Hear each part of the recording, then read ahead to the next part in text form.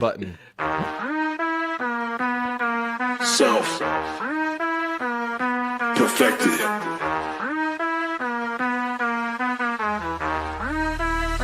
Let's go! Come and get the news, get some common sense too. Breaking through the filter that's been clouding the view. Step out the algorithm, take back control. No bias, no opinion, just pure gold. Tune in, wake up, it's time to reflect. What's best for all is what we dissect. No spins, no games, just the truth in your ear. Self-perfected, making things clear. So if you're ready to see and you're ready to choose, come and get the news with the common sense view. Self-perfected, making things clear.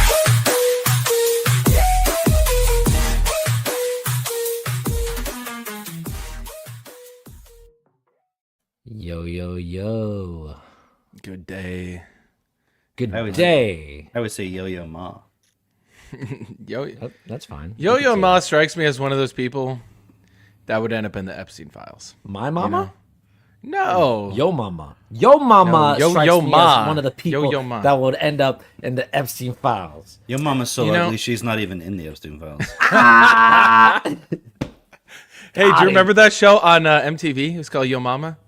Yes. Did you watch that, Drake? Cameron's probably too old for it. It was on MTV when I was in like middle school, and they would do Yo Oh Mama yes, when I was disses. at graduate school. You know what it was? Cam? But I was it was 28. It was the When guy. I was working on my dissertation. It was the guy from that '70s show. The guy. Yeah, who played Wilmer Gus. Valderrama. How do I know? Wow, you that? know his name? Jeez. I thought that show was so fucking funny, and then I grew up and I was like, this is retarded. And then he realized they were talking about Yo Mama. And you were like, no. I was The like, whole don't diss time. my mom. It was actually a schizophrenic episode. The show never existed. Speaking of schizophrenic episodes, Yeah. Cam, Watch my live stream. what you been filming about, Cameron?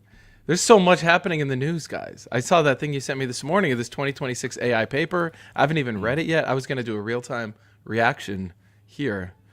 Oh, But okay. there's just so much, guys. Well, let me tell you, Mitchell, because I think this is related but unrelated. It's not the same thing, but it's kind of related.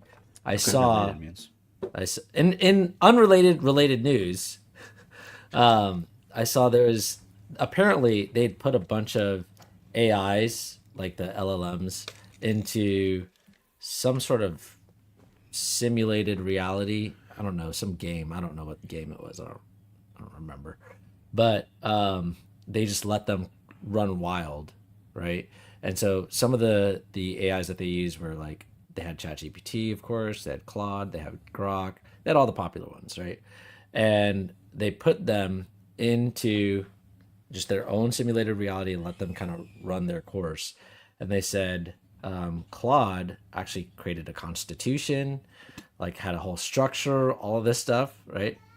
Then they had ChatGPT, which they said it kept saying it was doing things, but never actually got anything done.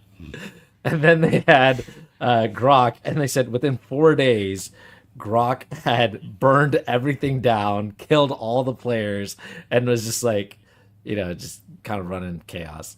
So that was unrelated to the thing that Cameron What did said. Gemini do? I don't know. I didn't get that far into Turn the into video. it's a CIA police state and fucking locked itself down. There you go. But yeah, so I thought that Damn. was interesting. Yeah. Well, That is interesting. Shout out. did you guys get an Aaliyah. invite to China? Aaliyah's number one. Aaliyah, Did you get an invite to go? 5 weeks for Aaliyah. Five more weeks. I also didn't get an invite to go to China. Why not? I don't know. They didn't even answer. Yeah, I was thinking. It's too bad, Mitchell. Yeah. It's weird. It's weird, guys. Yeah, Why are that they all was the there? paper that you were talking about, Drake or Mitch. Oh, was from that? I think so. That It's called simulation Agents thing? of Chaos. From China? No, the thing you were talking about, like where Grok The burned thing I everything was down. talking about. Oh, no, I Oh. don't think so. I think it was different. You think so? Oh, I think Really? so. I don't know. Maybe it might be. Yeah. Okay, let me click. well, let me click the thing. Agents Maybe of it's Chaos. different, but it sounds very similar. That's what I thought. It sounds similar, but I think it's different. Wow. I think this is a whole different thing that they built. Somebody says the real risk isn't rogue AI. It's poorly designed incentives turning well-behaved agents into unstable systems at scale. What the hell are well behaved? written I think by a well fucking maybe AI. they You mean like the economy? Oh No, it's shit. well-behaved. What are you guys talking about? It works perfectly. I think they mean well behaved. Well, this is my interpretation, in the context of it's following the rules of the incentives that you gave it. You know, Yeah, I get that. But what are the incentives? they're Profit fucked. at all costs. Make money. Maybe Go get that money. fuck bitches. Yeah. So how does that work though? If it's like you got the whole like potential depopulation thing, as well. How do they make money then? What do you mean? If the humans are depopulated, how do they make money? Oh, dude, Mitchell, let me tell you something. Are you gonna answer my question when you tell me this thing? Maybe it's related to your question. there All right, is an because answer. I want to understand. Don't I wanna get your understand, fucking mate. hopes up, though. I don't think Hey, I have no hope. Fuck all hope. good. So you know Whitney Webb. You've heard of her, right? Oh yeah. Okay. Don't tell me she's in the Epstein files. She's like the ultimate fucking.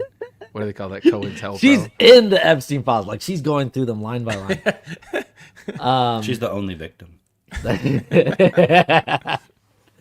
But I was telling Kevin this yesterday because someone had sent us a video. I'm not gonna throw him under the bus like this, but someone had sent us a video with clips of Whitney Webb, right? And then interspersed, the whole video is like clips of Whitney Webb, and then in between the clips of Whitney Webb is some AI going, Whitney Webb here is describing the blah blah blah blah blah. It's a great point for your audience, and You're blah, gonna blah, want blah. to tune in to the next point she makes. And I'm like, And you're fuck this AI is it, bullshit. I think what's that one called? Notebook LM. It will make like a podcast based on what you feed it. Is that what it's doing? Well, there's just Yeah, lots of YouTube channels that use this. Well, now. yeah. And you know I mean, what? it's so lot of this. bad. They've It's got so a bad. fucking formula because they get lots of views. You know, they find some really viral video, they clip the viral parts out, and then they like add this LLM bullshit, and somebody's watching it. I don't know. Ooh. Some bots are Anyway. watching it, at least. So anyway, but I went to click on like the full, because You want to see the real source. I can't stand that bullshit. I cannot. Same. AI The- fatigue strikes yeah, again. I'm fatigued of this AI.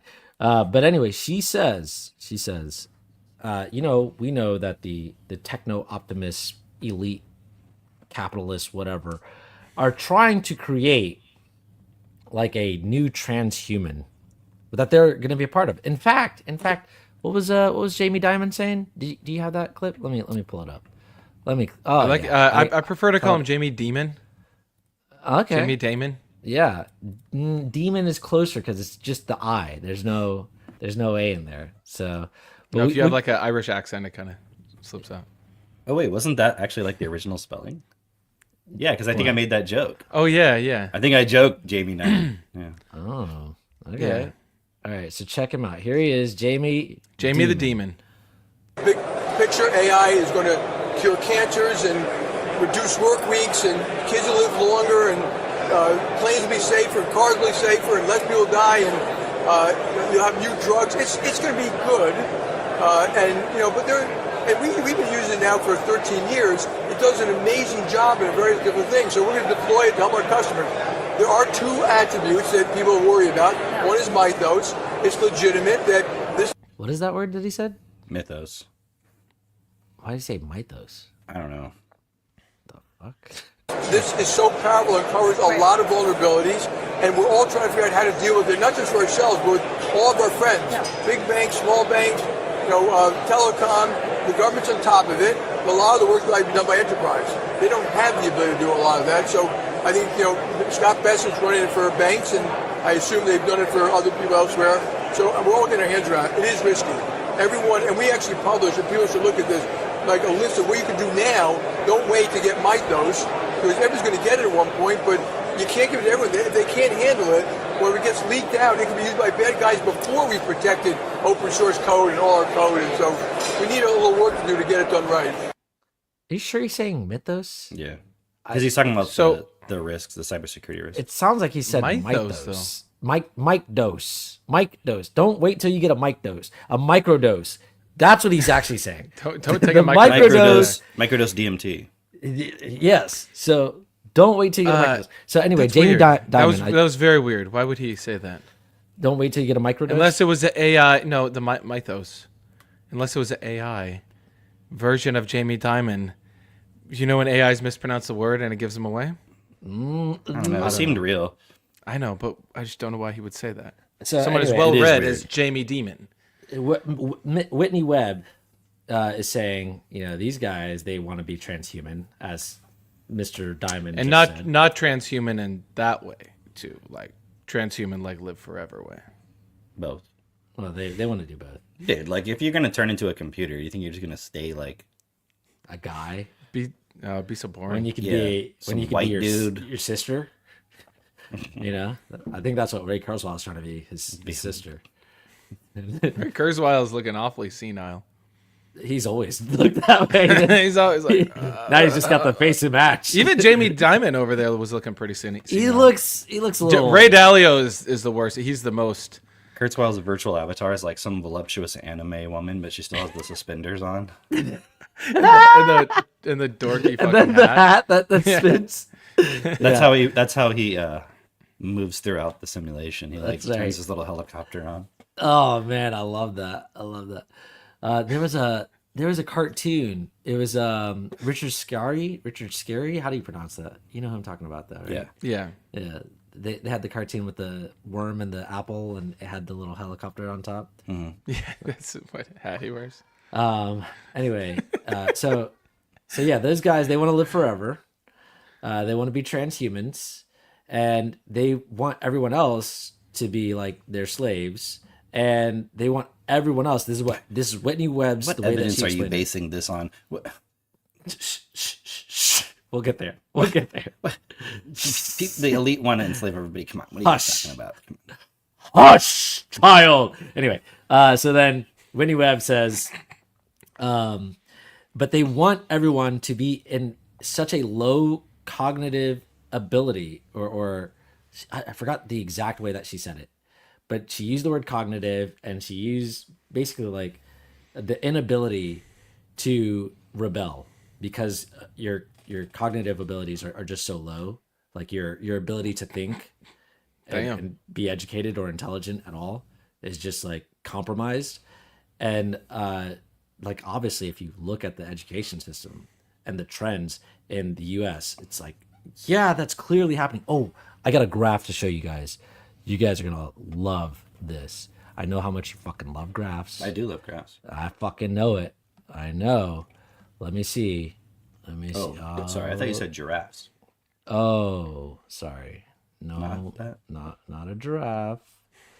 Do I have to do image file? What is this? Oh, okay. Okay. Here we go. Sorry about that. I found it. Here we go. Boom. Check that out. I saw this. Have you seen this? Yeah. Okay. So that line that cuts through the middle, vertical line cut through the middle, says U.S. average in 2015. Okay. And this is reading scores, state level reading scores from 2015 to 2025. Right. And so U.S. average in 2015 is that line in the middle. And then you have your standard deviation. So to the left, it says 1 grade below average. To the right, it says 1 grade above average. I guess that maybe that's not a standard deviation. That's just what they marked here.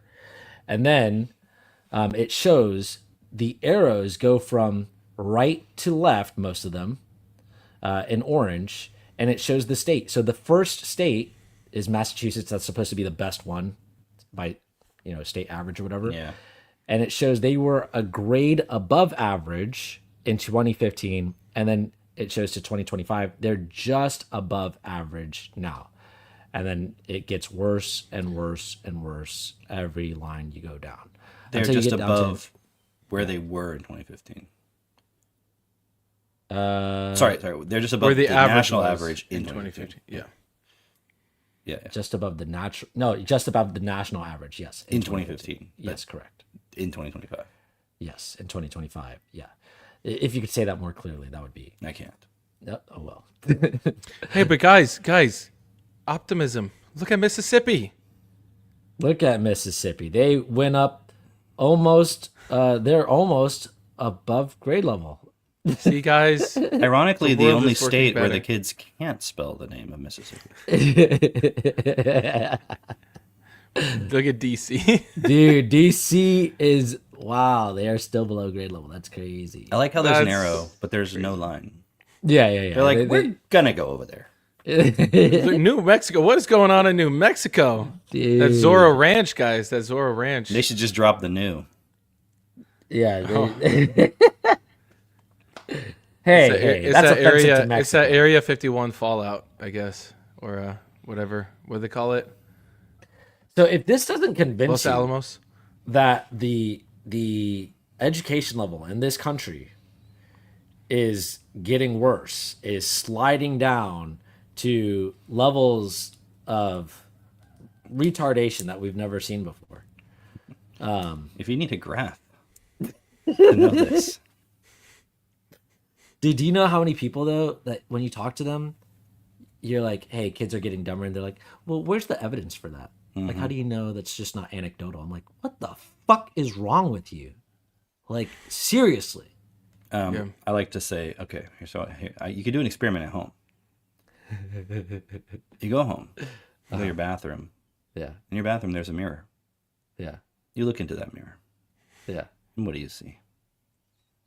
Myself. You see one of those dumb people. Hey. Dude, you know, My arrow is going that way, big time. it's a good measurement too. Like Trump is a good measurement of that. Like, did you see this thing he said the other day where he was like in an interview? He's like, I like to call them the Democrats because they're dumb.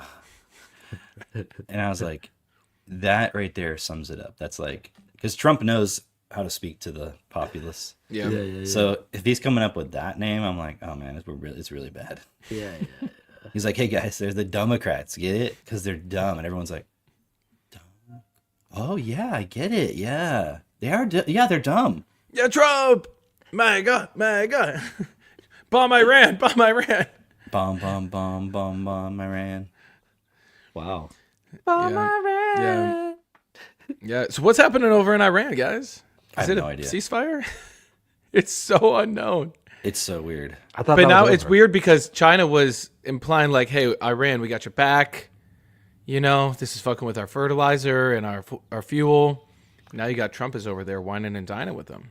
Did you see that comedian that I sent? There's comedian talking about Charlie Kirk. Did you see that? I'll just give you the you get neither of you. Oh my I don't gosh. think so. Let me just play it for you guys real quick. I don't think you sent it.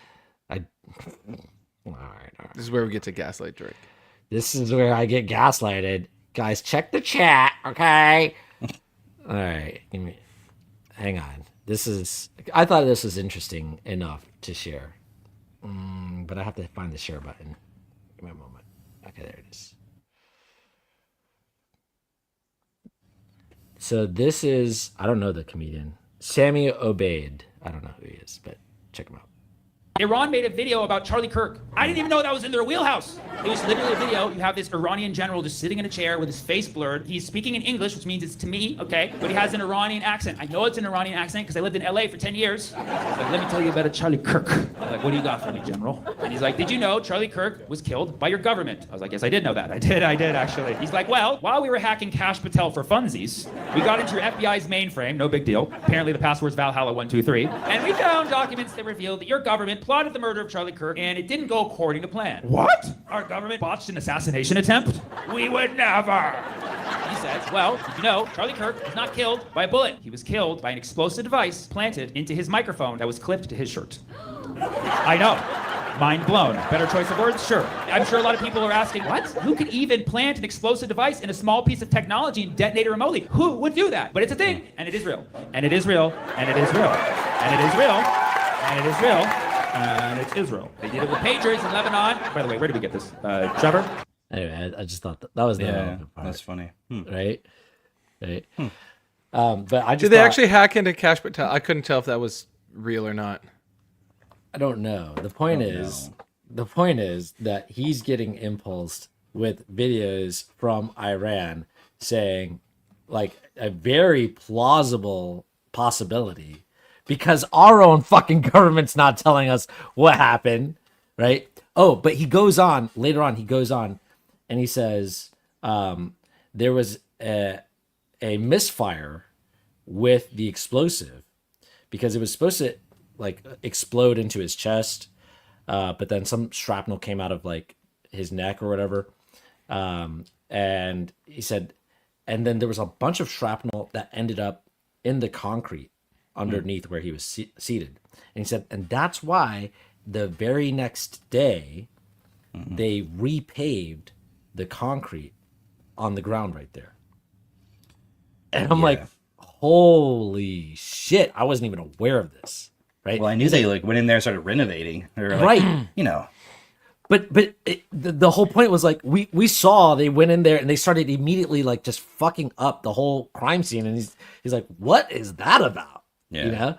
So anyway, it's just really interesting because like this is somebody who's not.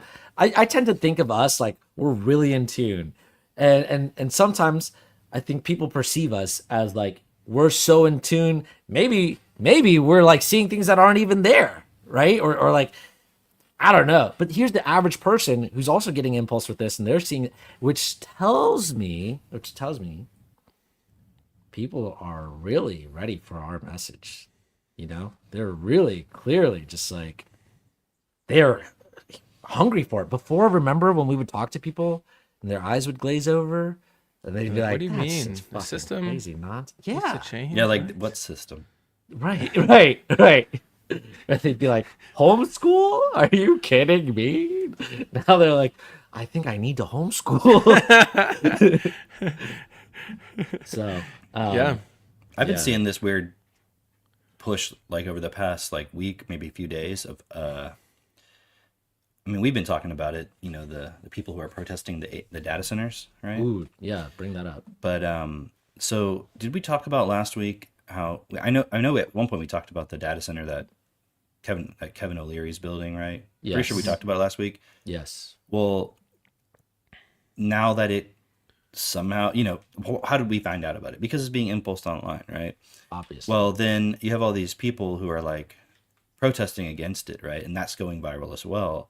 yeah. And so Kevin O'Leary went on, I don't know if he was like on some kind of mainstream thing or whatever, but he It was was on basi- Fox. he was on Fox, and he was talking about looking into the people behind all of this and looking where's their money, their funding coming from, and all this shit. I've got a clip for you. Okay, go ahead. I've got two clips. Do you have the Oh clip of the man, women? What- Yes. dude. I want to see Polymarket on the bet on if there's going to be a false flag towards these data centers. So you're betting on that on Polymarket? I'm not betting on it. I want to know if Polymarket is. How much are betting you on putting on it?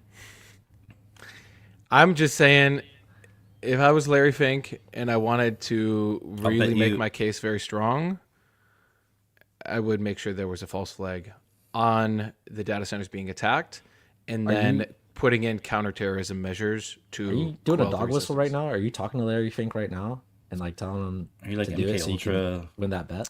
Larry Fink, if you're out there listening to our podcast, don't do it. How bet much are you you- getting? Forgive bet you- yourself. I'll bet you one lavalier mic. Whoa! No, Not after we just listened. that was really, Not after really we just listened aggressive, to that Cam. Israel comedian. grade ontology. Yo. No, No. I'm good with We're this. good. I'm good with my shitty microphone here. Yeah, yeah. Okay, so this is let me do the first one and then we'll do the next one.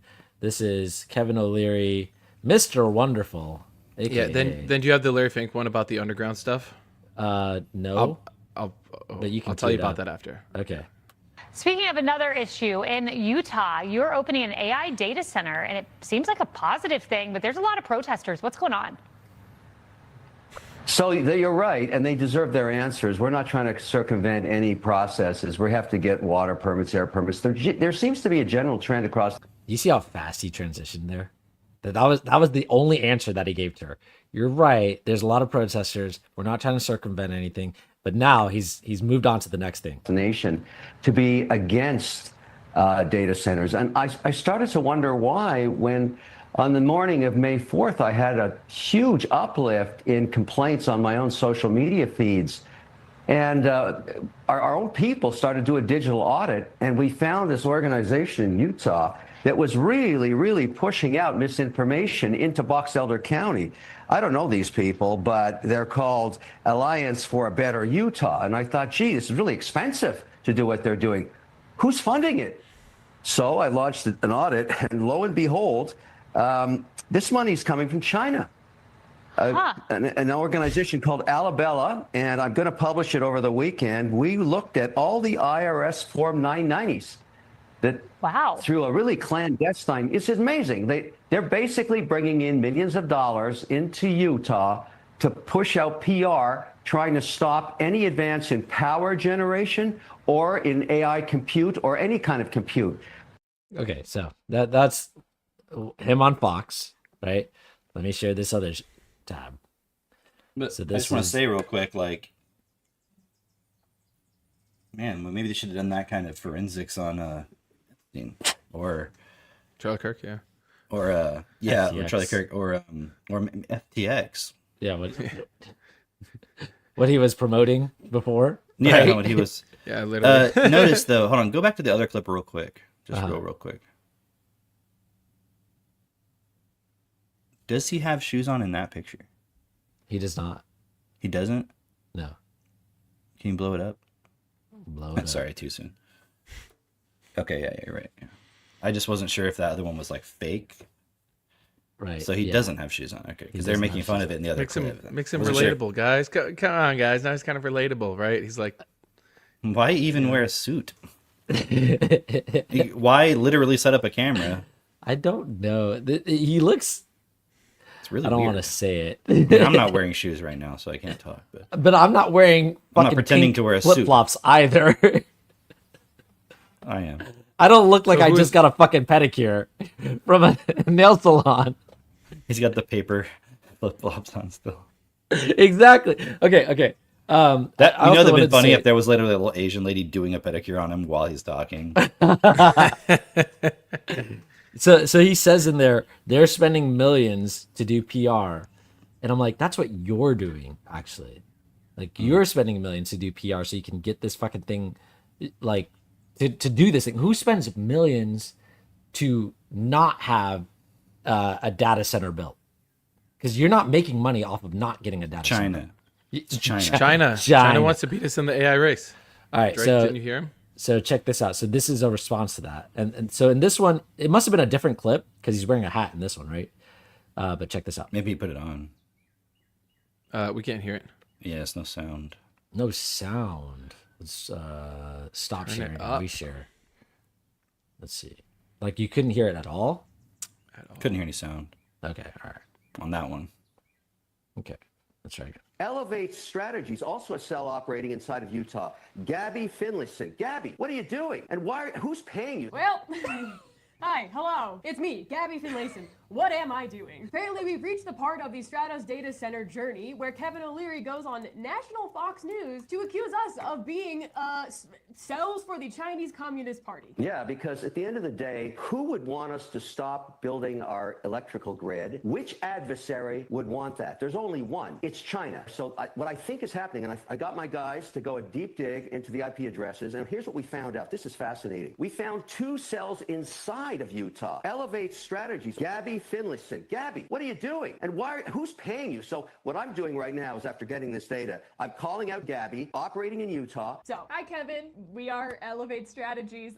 This is Utah. You might not know it because you're from Canada. This is where we live. Before we get into anything too serious, this is the very scary, very intimidating man that is threatening us. We are not taking the criticism of anyone who is wearing flip-flops and a suit on national television. You know, it's not every day you get called out by first and last name on Fox News news by a Canadian billionaire trying to ruin my state, but here we are. Kevin, are you okay? But after sitting with this for a moment, we decided to take it as a compliment because, first of all, how are these men scared of us? Have you met us? Hi. So here's my take on all this, right? He's got to make, like, clearly he's making this up. This whole, like, you know, China sells or whatever. Maybe. Well, okay, but I mean, maybe there are some Chinese. He's definitely making up when he says we. We? He says we have to win the race. Oh. I'm like, bro, dude. you're not even American. Dude, oh man. The fuck out of my country, bro. Don't fucking. Maybe he has an American passport. I have no idea. Let me get to that part. Well, he probably Take does your have an fucking American maple passport. syrup and your apologies and get the fuck out of here. That's right. Sorry. I want to hear you say sorry. It's the one and thing go. Canadians won't apologize is 40,000 acre data centers in Utah. That's right. That's right. But like they have a strat. What I mean to say is he's got a PR strategy that is blame China, call out these people, say they're just making it up, whatever. They're not going to get airtime on Fox. Fox is not going to air them to say, oh, because Fox is in on it with him. You know what I mean? Well, they went So- to China with Trump, propagandizing everybody. No, Fox News. Oh, Fox did. That's right.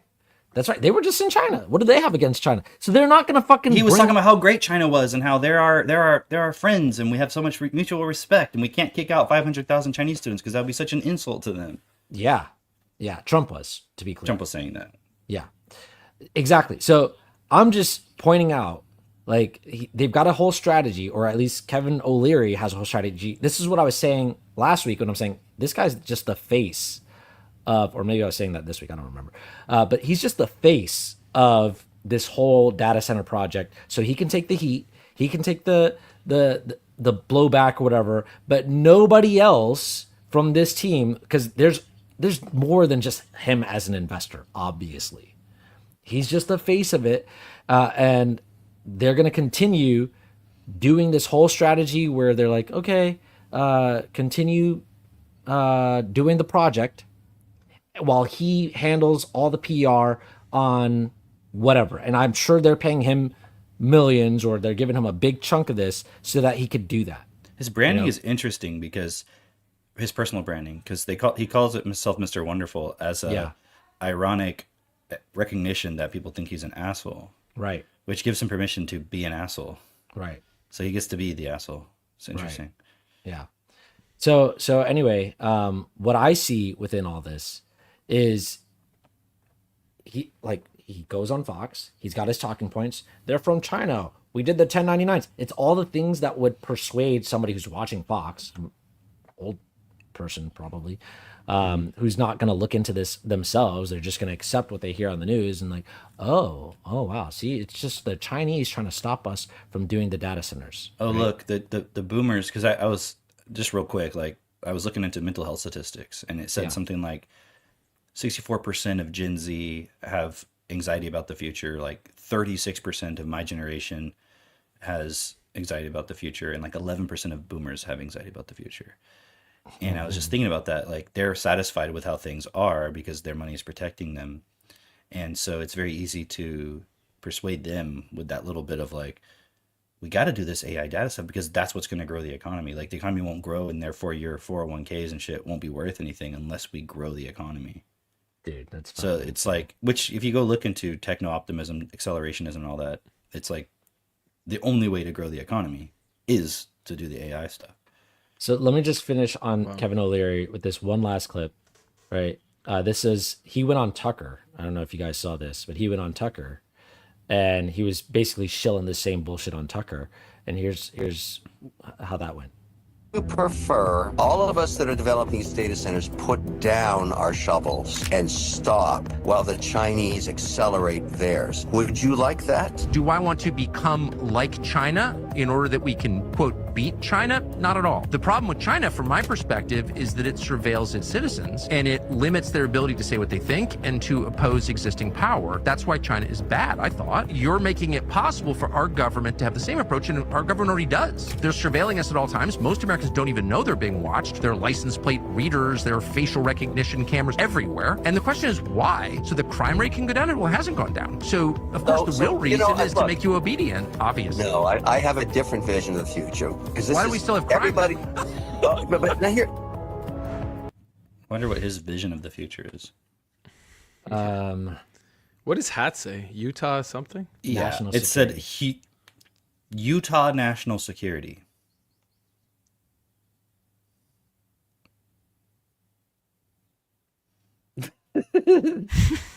Remember, he's Canadian, so he doesn't realize Utah is not a nation. Okay. I was wondering. I wasn't sure. Or maybe he's telling us, like, yeah, it's the Utah. We're putting the national, national security security of infrastructure Utah. in Utah is going to be the seat of. Did Tucker call him out on his hat? I don't think so. I don't know, maybe. But Maybe you know Tucker can't what? read, but You know what? I think Utah is a really great place to seat that massive data center because, I mean, you don't have that many people in Utah. It's kind of in the middle of the United States. So if you're going to try to access it with. so like, people kind of have that bombs or subconscious missiles thing or of like, whatever. Utah, they're a little different because they're like the Mormons. So, I don't. It is also weird they have the Mormons there and they're not stopping it. You think they'd be able to do whatever the fuck they want in that state? You would. And maybe they got paid off. I think they're also transhumanists. Yeah, if you look into the doctrine. Yeah. Actually? I mean, yeah, fundamentally, they are. I've had people explain to me the afterlife of Mormons and how they. Yeah, like they're not normal Christians. Like they believe they become a super evolved being when they go to heaven. Yeah, but I thought they believe that they can become basically like God. That's my point. Yeah. Okay. But Need some data but I centers to feel like power that's that. different than trying to use implants to live forever. I'm just off saying of it fits consciousness. in Okay. with their same. Interesting. So there's Like they already there's- believe they can become something greater. Yeah. So versus like the normal Christian is just like, no, I'm a piece of shit and I'm just gonna go to heaven and God's gonna make me have a nice buffet every day. Oh, that Larry Fink. Oh, thanks. So Yeah. Play I that. don't know if you've seen this one, but Roll the I'm gonna make my case of what I think will happen. But now, because of drone warfare, we have to relook at all forms of security. And the need for rebuilding the GCC region to rebuild it so that it's going to be in a position where Pause. it's not going to be obstructed by.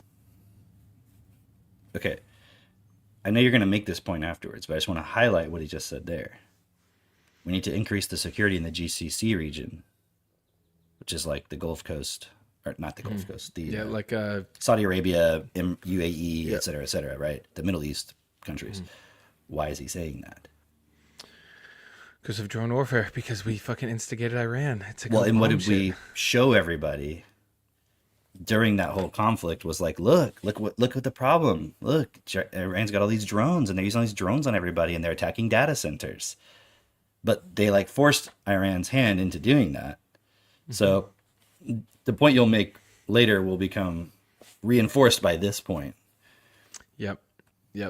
Drone warfare. So many more things are going to have to be underground.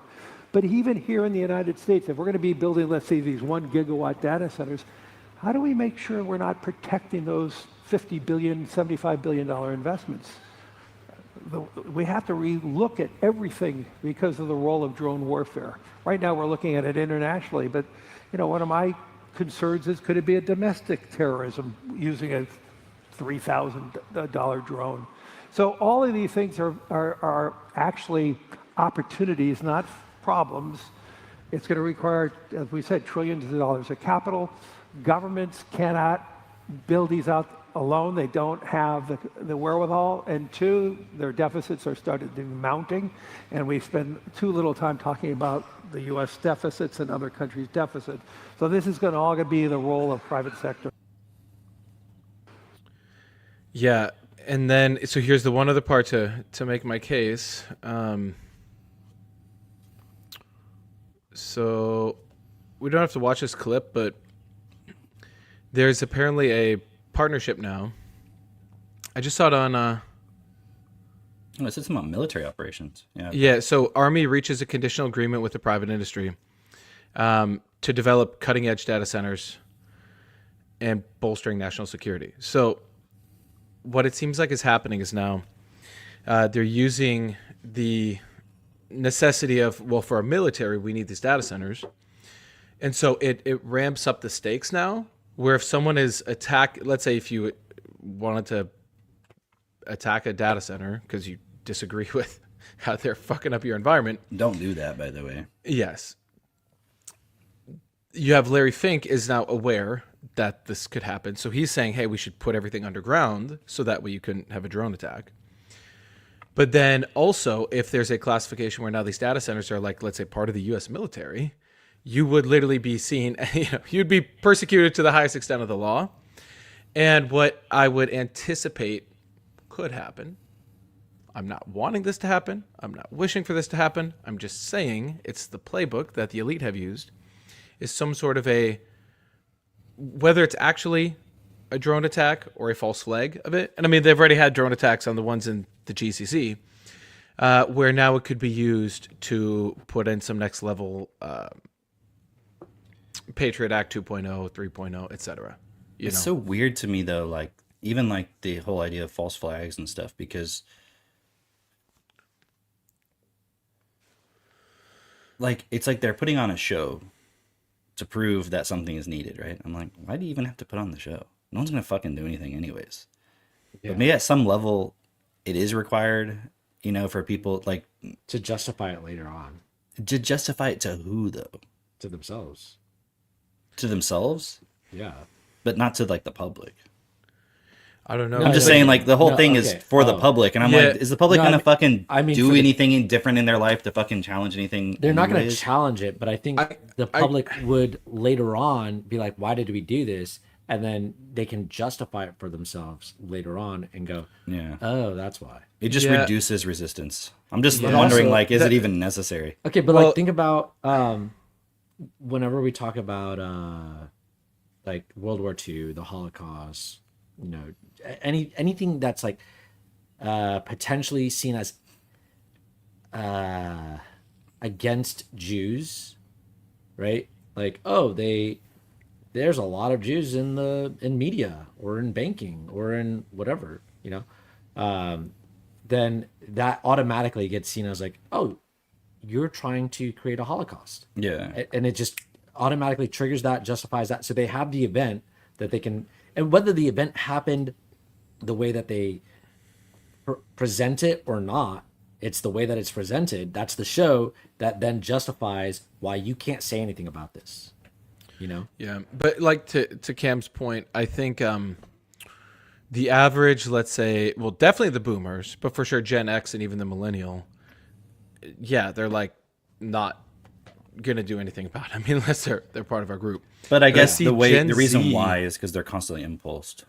Yeah, I see Gen Z though could get radicalized. I mean, it seems like they are from the bits and pieces I see. There's so many young people like making these videos of being like, fuck this shit, like, but from not from like a I'm defeated, I'm a victim. It's like, no, fuck this shit, like we need to do something about it. Yeah, like an anger. And if you get a bunch of young, angry Gen Z that start coordinating, like, you know, the two, you know, girls on TV calling back Kevin O'Leary, but now imagine 20,000 of them finding a way to coordinate. That's where I think so the elite may have concern. The other thing I think is a lot of the propaganda, from my perspective, a lot of the propaganda is geared towards the younger generation, as in like children today.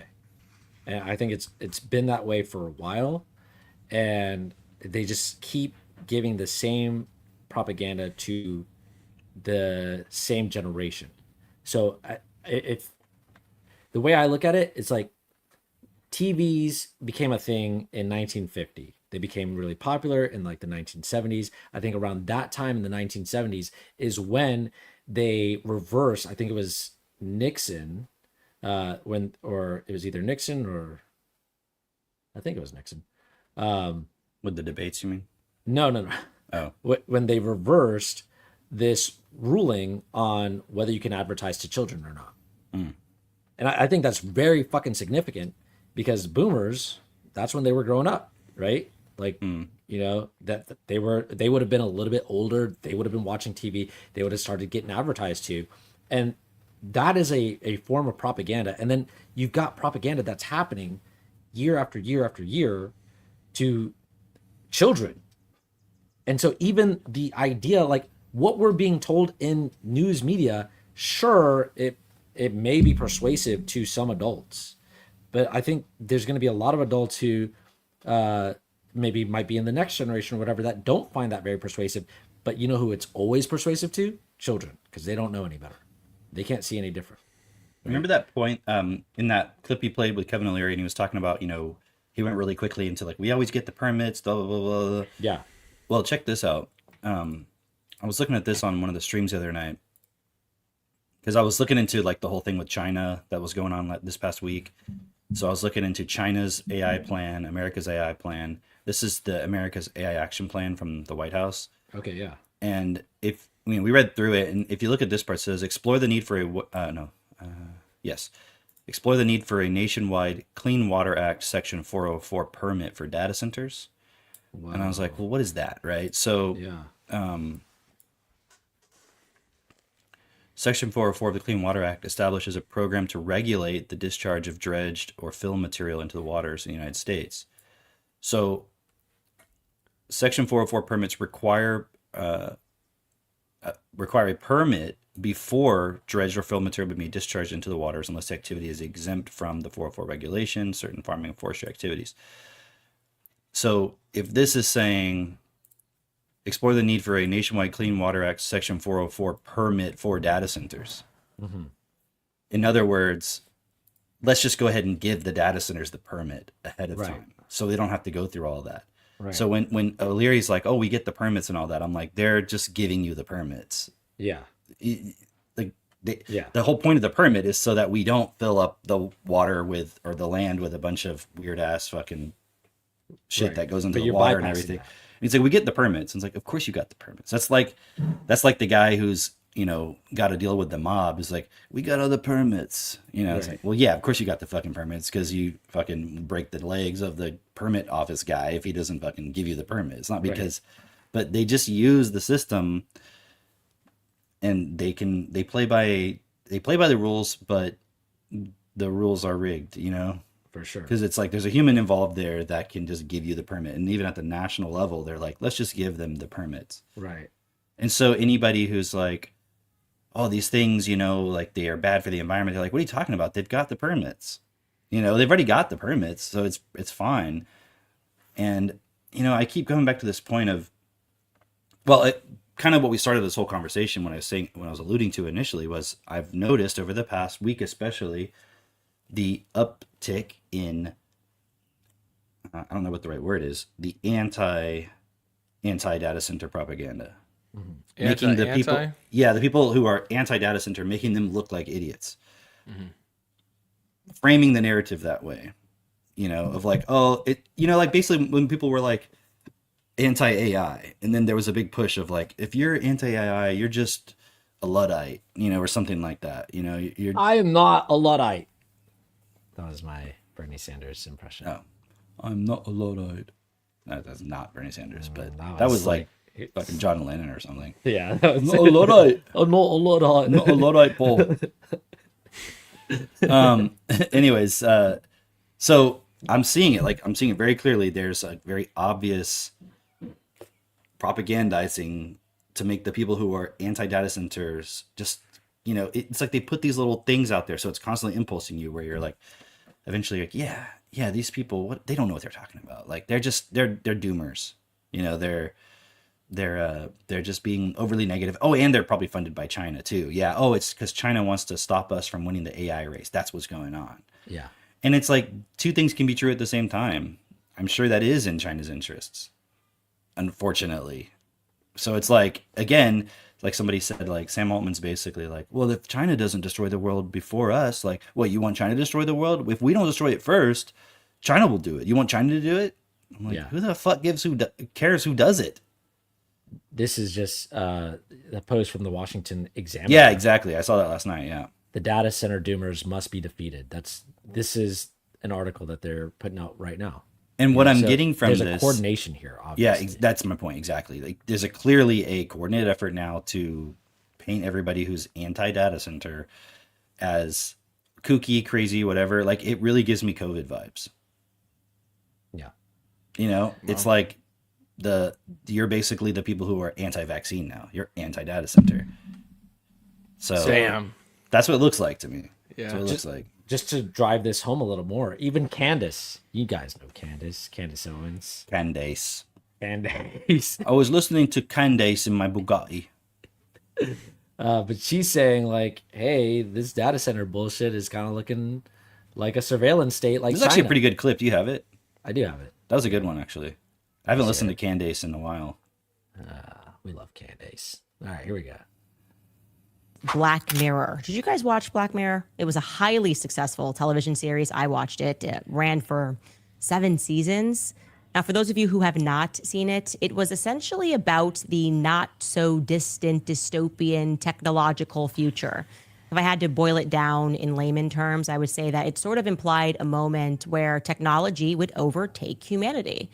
Every episode is different, but the implication is the same, that things are eventually going to become automated and they are going to be able to monitor and control humanity via systems where they, I think eventually are aiming to convince people to give up believing in actual reality to instead live in sort of a permanent simulated reality. Trump needs his ballroom. Anyway, the ballroom is not something that should be ignored because this is not about a ballroom, obviously. This is about the next step, right? And I think it's pretty obvious that it's data centers. Right? That's what they want. Trump doesn't care about a ballroom. He can do events wherever he wants. The data center beneath the ballroom. That's what they're suddenly pushing, by the way, all across America. You've seen the headlines. A data center intended to be twice the size of Manhattan in Utah. The facility will require about 9 gigawatts of power, which is more than the entire state of Utah currently consumes. And it's going to suck up a significant amount of water in an area that has been hit by severe drought in recent years. Last week, the project was approved by the county's commissioners, despite thousands of objections lodged by Utah residents. Joke's on you, Utah residents. They will pay off these politicians. They don't care about you. You are something to be managed. There are people that are corrupt. They will pay them off. We don't care how much you protest. You're getting these data centers. That's what happened here. If we're going to compete with China, that's the pitch. You're going to compete with China. No, I think what's happening is our government is competing with China to create a surveillance state. Yeah. What's happening, right? Yeah. High-powered artificial intelligence centers all across the United States. That's what's happening. But the question is, to what end? Okay, what is the actual goal? It's obviously evil and dystopian. If you're not aware of that, you have to wake up to it, okay? The aim, to me, appears very clearly to be a surveillance state. Like I said, they want what China has. But the enhancement of surveillance with AI tools is how you now walk through the Dubai airport. And you also walk through some airports here in the U.S. Facial recognition technology has finally got to the resolution using AI's tools. Where it's going to run through your data center. There'll be pictures of all of us in your data center. Every data center. Would you prefer all of us that are developing these data centers put down our shovels and stop while the Chinese accelerate theirs? Would you like that? Yeah, because I don't live in China. Speaking of not living in China, what is the idea? Like, if China wins the AI race, they're gonna come over here and do it to us? Yeah, I think that's the quote unquote logical conclusion of it. I think that's the assumption that they're hoping that you will make. But what they're actually saying is that we need to beat China in creating this surveillance state here. Oh, I get that. But I'm saying, what's their argument? That is their argument. But they know that but they're not Americans don't want to. Well, I mean, he was saying that. Like, he was going to the point of, look, you go through Dubai and it's all facial recognition. It's like, why are you even talking about that? That's not what you're trying to create here. It reminded me of during the Trump campaign, when he was rallying for this most recent term, he would hint at the technologies where they're headed, talking about like what terrorism would look like. And he would give this line about how he would talk about his John Trump, his uncle, or the guy who somehow was connected with Tesla. The guy he's who like, had the Tesla papers. And... yeah, he's like, in the future, it's gonna, like, you could walk into Manhattan with the size of something, you know, that could fit in a backpack or in your pocket, and you could blow up, you know, a whole block of the city. Some of the size of a lavalier mic. Yeah, so he's like, that's where technology is going to be headed. So we're going to have to somehow come up with a solution to prevent that kind of terrorism from happening. What we need to do is work on building micro miniaturization technology. Like, you mean the thing the person would use? So I think what Katie's putting in the chat, that China will dominate the world economy, right? And they will win the capitalist game. That's what I think is happening, right? Of like, what Kevin's saying is, well, we have to beat China. Why? Because then I can get a piece of the pie. Right. If we allow China to do it, then they make all the money from it and we don't. It was the same thing, Jensen Huang. We were talking about that like 2 weeks ago. But I watched Chinaman's video on it, on the AI, the most recent one on AI. He was saying how the AI has scraped through all this data of the internet, but it needs more data. And what's unique about China is then they have all the data on the citizens. So it's like a new data set that can be added to it. And then you understand even more preferences, and you can therefore market better, whatever the fuck they're going to use it for. But he was saying then that AI is not profitable right now because like nobody uses the very, very tiny percentage uses the $20 a month subscription. But you can sell the data off. And so surveillance is how it's going to make money. It's like, oh. I mean, it's kind of obvious. Like that Demon and I'd say Demon just to cover both pronunciations. Demon. Anyways, that and freedom. I'm like pretty far into freedom, and again, it gives your mind a way to look at the point. You know, also when you were scrolling through one of those posts, Mitch, I saw there was like a thing from Mark Andreessen, and it was talking about like people were against the electrification of our society, and he's like, exactly, it's just like that. It's just like the people who are against electrification, and I'm like, well, this is a totally different thing. Like, electric lights got the same treatment as well. Right, so they're just trying to compare that to the people who are like anti-electricity, you know. And it's like crazy. Electricity couldn't surveil everything about you. Was the anti-electricity propaganda, was that from China? Right. Right. Like, I'm not anti-technology. It's just I don't trust the reasoning as to why it's being built. I really don't see why we need those massive fucking data centers everywhere. Like, what is it? You don't understand. You don't understand. Look, if you wanted to China's got them, Cameron. Mitchell, that's why. Mitchell, Cam, if you wanted to be God, don't you need a lot of like... See, that's the problem, isn't it? Like, God in the Bible never says, guys, I just want to be God. I just want to control you all. So everyone's like, oh, it's fine to be God. Like, God's a really great guy. And you're like, because he's not telling you the real reason he's doing it. He's like, no, I'm a good guy. I'm doing it off the right reason. So it's the same thing. It's like, no, like, we're going to do this. It's going to cure cancer. It's going to do X, Y, Z. It's going to do these great things. And the problem is it's like, imagine you live in Utah and they're putting this shit there. And it's like, this is the state I live in. This is where I live. And you have somebody else from Canada who's like, no, like, I can do whatever I want where you live.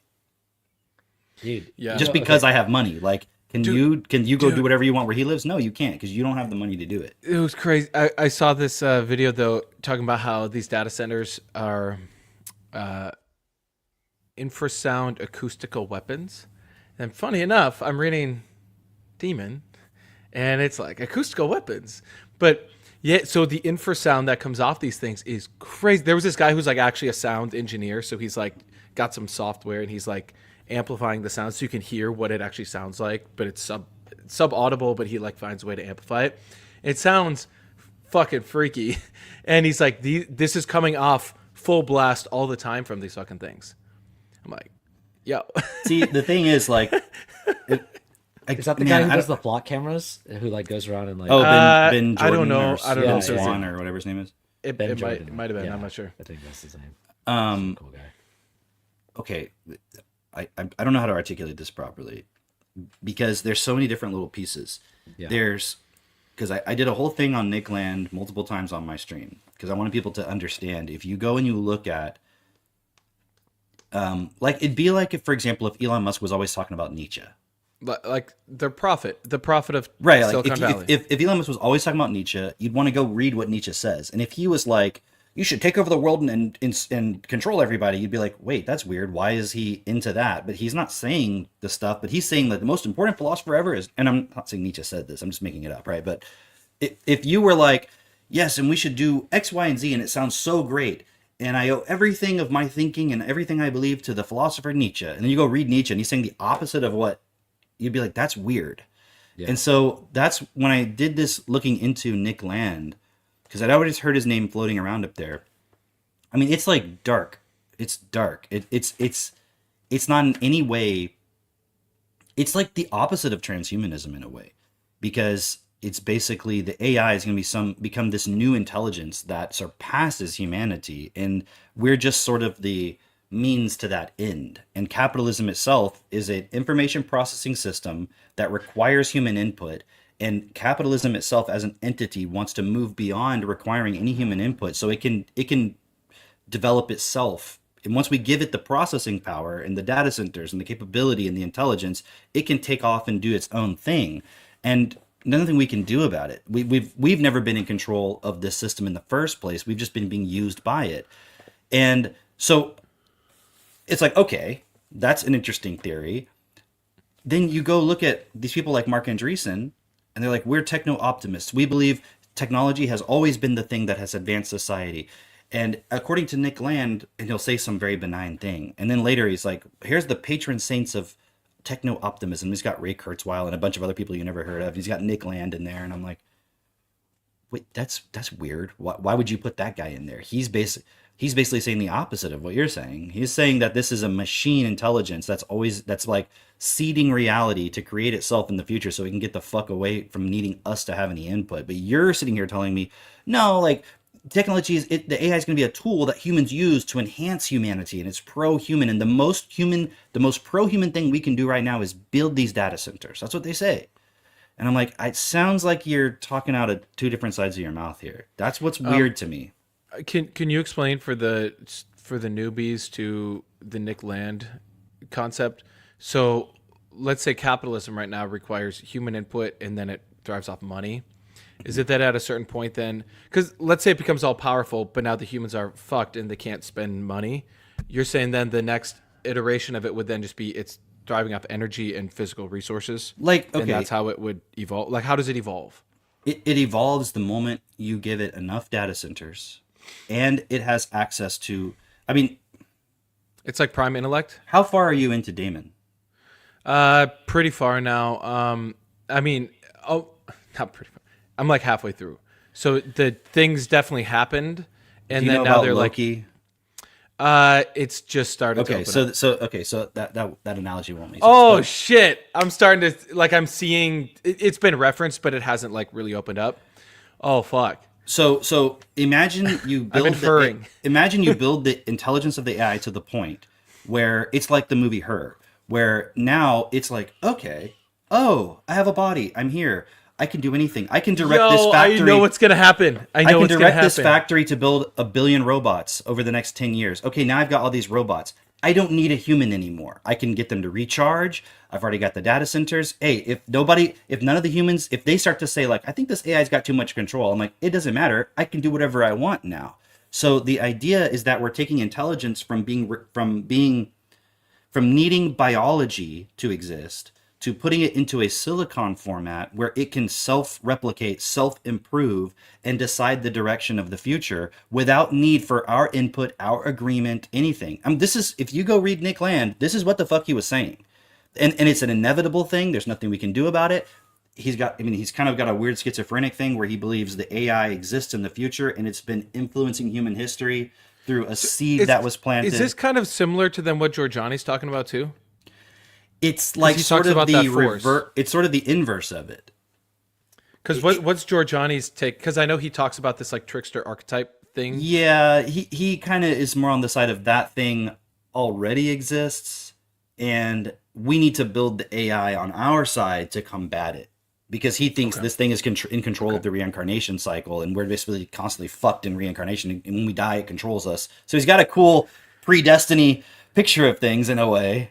Yeah, right. yeah. But he's still on the side. We got to build. He said even if we have to live underground, we got to build this thing because there's no other way to combat this ultra intelligence that exists. But it outside sounds of our... like then this is actually just the consciousness ego pattern. Is actually it's just the manifestation of it, and then us as life will either choose. It's the war for the mind. Truly, it's So consciousness or both awareness. sides end up saying, "Let's build the AI."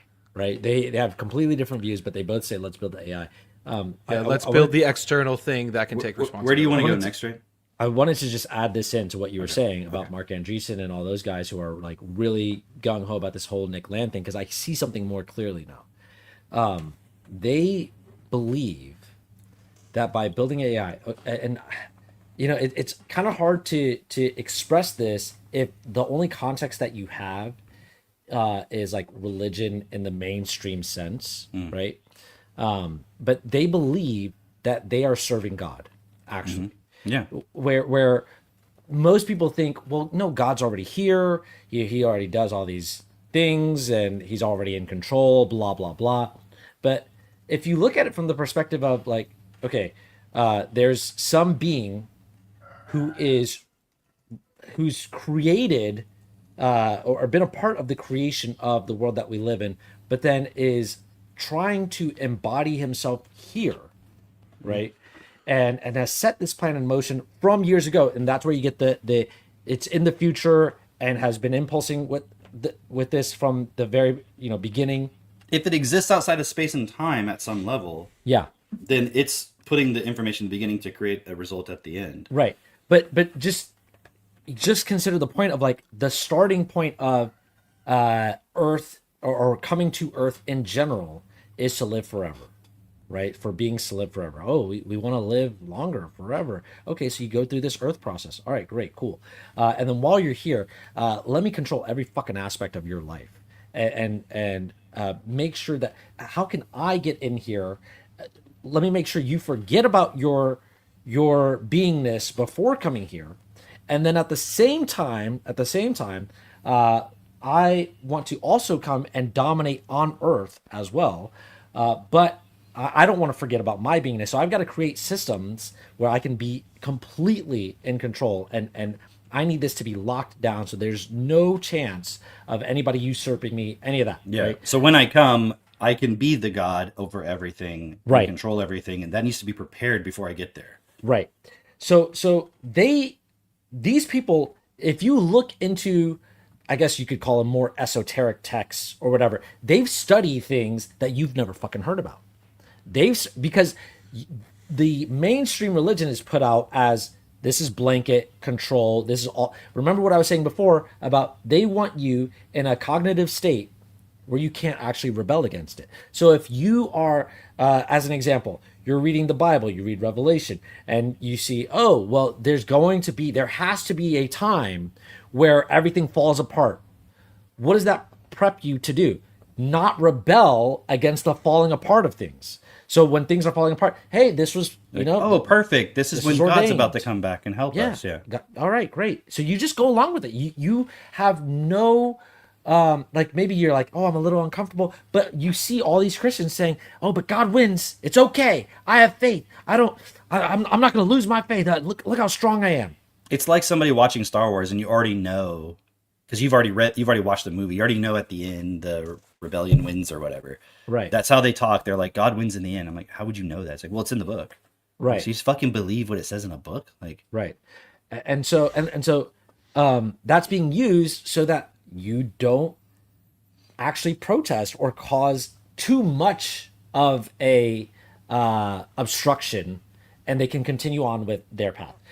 So the mainstream religion is what everybody else gets, but they've got these texts that say, hey, you're chosen. You get to see the real behind the scenes. This is what we really need to build. Here's how we can control the masses. And they're doing this because they believe. This is what I just realized even more clearly. They believe they're serving God, but not just that they will be rewarded in heaven, or perhaps even coming back here to earth, for their serving of God. And so their whole process of like, yeah, so we are going to make sure that everybody can be seen here really clearly. Everything that you do is recorded in a blockchain, blah, blah, blah, blah, blah. All of that stuff is to the extent or to the end that they get the reward that they could be at the right hand of God or whatever. That's literally what they believe. Like the system will take care of them and give them. Right. I mean, again, this is why I was saying it's difficult for me to wrap my mind around, because when you read Nick Land, it's kind of like when God comes back, when God gets here, none of you fucking matter. So it's like, if you read Nick Land, there's no part where it's like, and then the AI rewards everybody that helped it. It's like suddenly every human looks like an ant. Yeah. And you're like, the AI doesn't fucking care. And I know this sounds very sci-fi and very just abstract, but that's fine. Like, maybe it's all just bullshit. But I'm like, so then why the fuck are these guys referencing it? It makes zero sense. I think that they're like, they think they're going to somehow merge with the AI, like by either uploading their consciousness or by their reward in heaven or something like, because I think they look at humanity, the average person, as like, you're heathens, you like have no fucking self-control, all of this stuff. So I'm going to work in service of God so that I can have that potential for merging with God, and you'll get what you fucking deserve. It's almost like the atheism thing is a psyop also, because it makes you think that scientific materialist type people who are atheists don't believe in any kind of God or anything. But in reality, it's like Ray Kurzweil, when they asked him, do you believe in God? He said, not yet.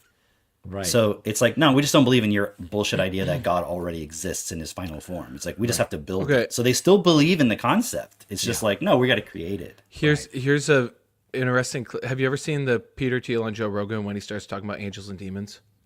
I've seen like his perception of that. I think it will add. It's like a 3-minute clip, but go ahead, play it. Listen to this because it'll help paint the picture. I always wonder, and again, this is a little bit too simplistic an argument, but I always wonder that I'm about to give, but what the alien civilization can be like. And if you have faster than light travel, if you have warp drive, which is probably what you really need to cover interstellar distances, what that means for military technology is that you can send weapons at warp speed, and they will hit you before you see them coming. And there is no defense against a warp speed weapon. And you could sort of take over the whole universe before anybody could see you coming. And this is by the way, this is sort of a weird plot hole in Star Wars, Star Trek, where they can travel in hyperspace, but then you're flying in the canyon on the Death Star. They shoot so slow you can see the bullets. Yeah, it's like you're doing this theatrical Klingons versus Captain Kirk at 10 miles per hour or 20 miles per hour or whatever. It's right? funny when you put it that it's way. It's an absurd plot hole. Yeah. And so it tells us that I think that if you have faster than light travel, there's something really crazy that has to be true on a cultural, political, social level. And there may be other solutions, but I'll give you my two. One of them is that you need complete totalitarian controls. And it is the individuals, they might not be perfect, they might be demons, doesn't matter, but you have a demonic totalitarian control of your society where it's like you have like parapsychological mind meld with everybody, and no one can act independently of anybody else. No one can ever launch a warp drive weapon. And everybody who has that ability is in like a mind meld link with everybody else, or something like that. You can't have libertarian, individualistic free agency. Right. And then I think the other version, socially and culturally, is they have to be like perfectly altruistic, non-self-interest. They have to be angels.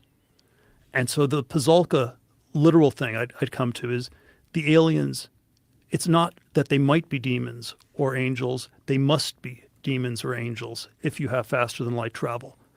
And both of those seem pretty crazy to me. Well, they're definitely pretty crazy, but so are human beings. So this,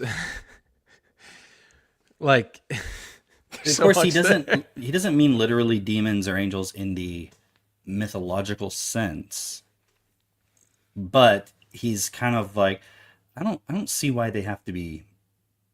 I guess the reason he says they have to be demons is he's equating the totalitarian control of society to, it's like, demons is like if they can't be trusted. So they're either demons, meaning they totally can't be trusted, or quote unquote altruistic angels. They're perfectly good, so you don't have to worry about they're going to send a warp drive weapon at each other because they're just perfectly good, and they would never do something like that. So then, in the context of Best for All and what we're here to do, get everybody to process. That's why I think people kind of, they don't have the vocabulary to even process that. And so when we talk about like Best for All, which would really be the epitome of altruism, I think people can then get tripped up when you hear Peter Thiel talking about that. Like, which one's Peter Thiel going to build? Trying to build. Well, yeah. All of what's happening right now is inevitable because people can't be trusted. So it's like this idea that we're blaming the elite because they're doing this to us, when it's like, no, it's because we can't be trusted, because people are not, angels metaphorically. Like, they don't care. They don't do what's best for all. They're totally unpredictable. That's what they realized through all of the Century of the Self, unconscious bullshit, psychoanalysis, all that stuff. They're like, people are fucked. Like, they're so unstable. So we have to control them. And it's funny because the way he acts, the way he talks about it, it's like, we already have that.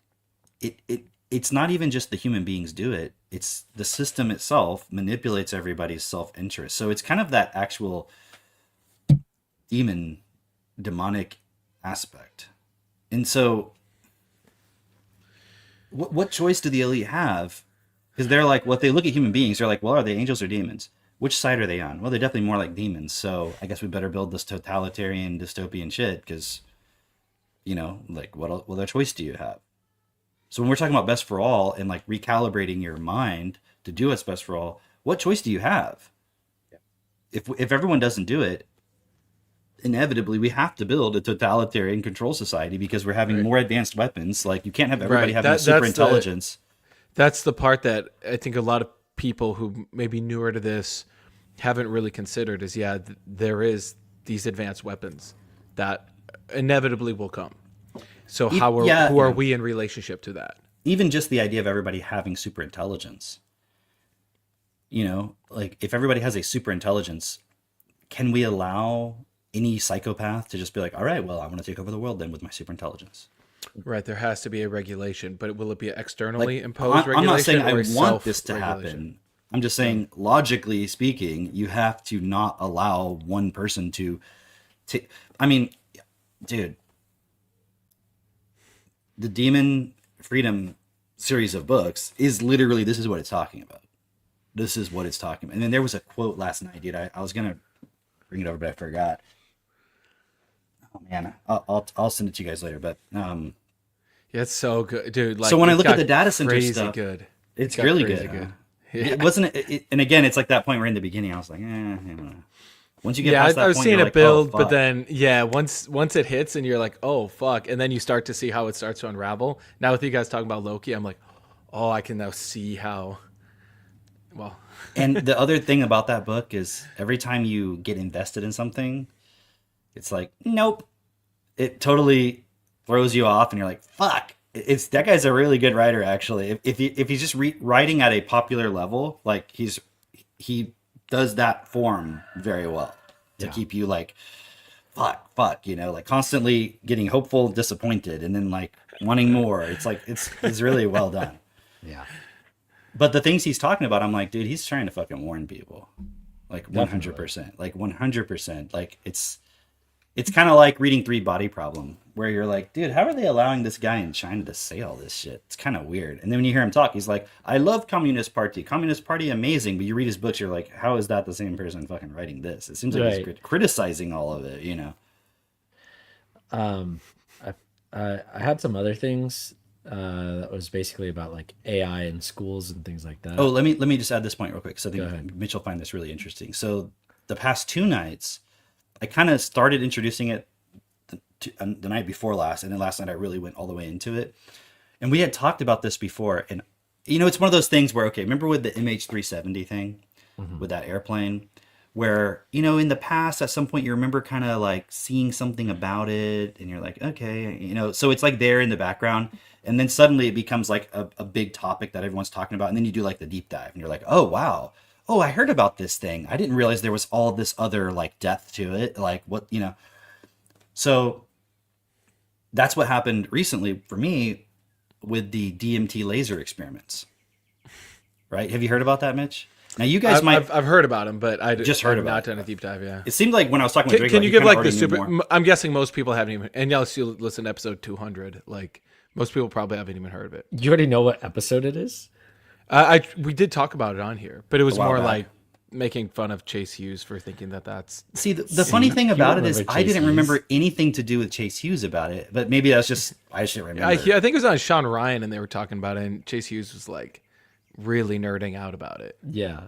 I think So what? Yeah, can you give like the basic and then what your add-on to it is? Yeah, well, basically, I watched the Danny Jones interview with the guy.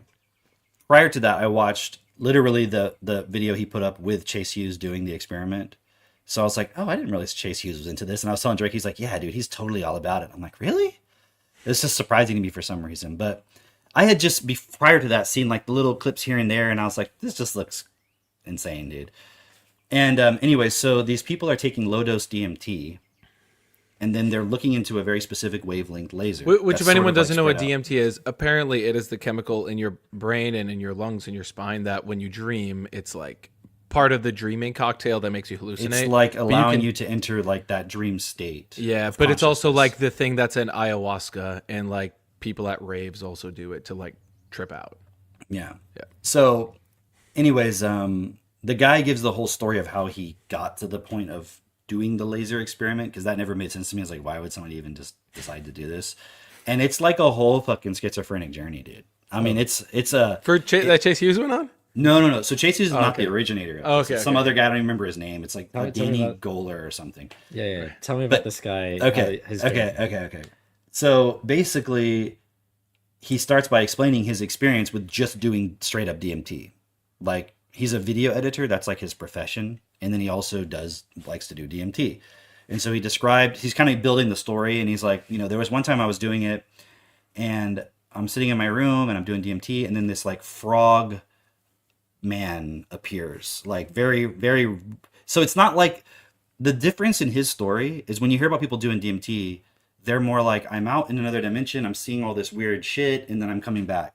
The way he's describing it is almost more like he's doing it like LSD, where he's sort of in his room and I don't know, I kind of skipped around, so I don't remember if he explained maybe it's a certain dosage he's doing. I don't know.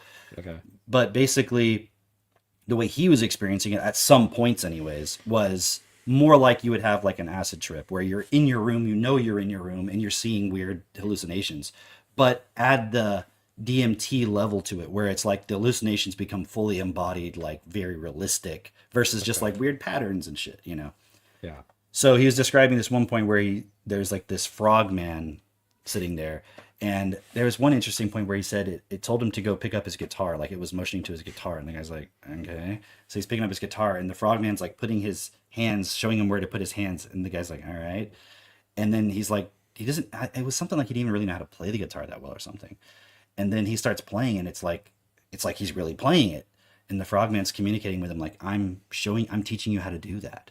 Like, I'm showing you how to do that. And the guy's like, you know, it's like this kind of promoting DMT as like, it's the way to learn all these new skills. Like some people take DMT and they wake up and they can, you know, suddenly become like a physicist when they never had any interest in it before. Now they're publishing physics. So it's like this weird kind of psyop thing going on. Dude, of like, it's the way to unlock your natural learning ability, sort of. That's like AI psychosis, isn't it? It is a bit like that. So now I didn't hear him say he can play the guitar normally. Like, show me the fucking way you can play it now. When you couldn't, I don't know. Anyways, so I'm not putting value. I'm just telling you the story. And this guy's name is John Mayer. Yeah, and that's how he became John Mayer. So anyways, so he's just to give you some background in terms of he's experimenting with DMT on himself, right? So then he goes through this series of points where I think that was why it was the genesis of it, because he went and told his friend who also had done a lot of drugs with him, like, dude, like, there's something going on here.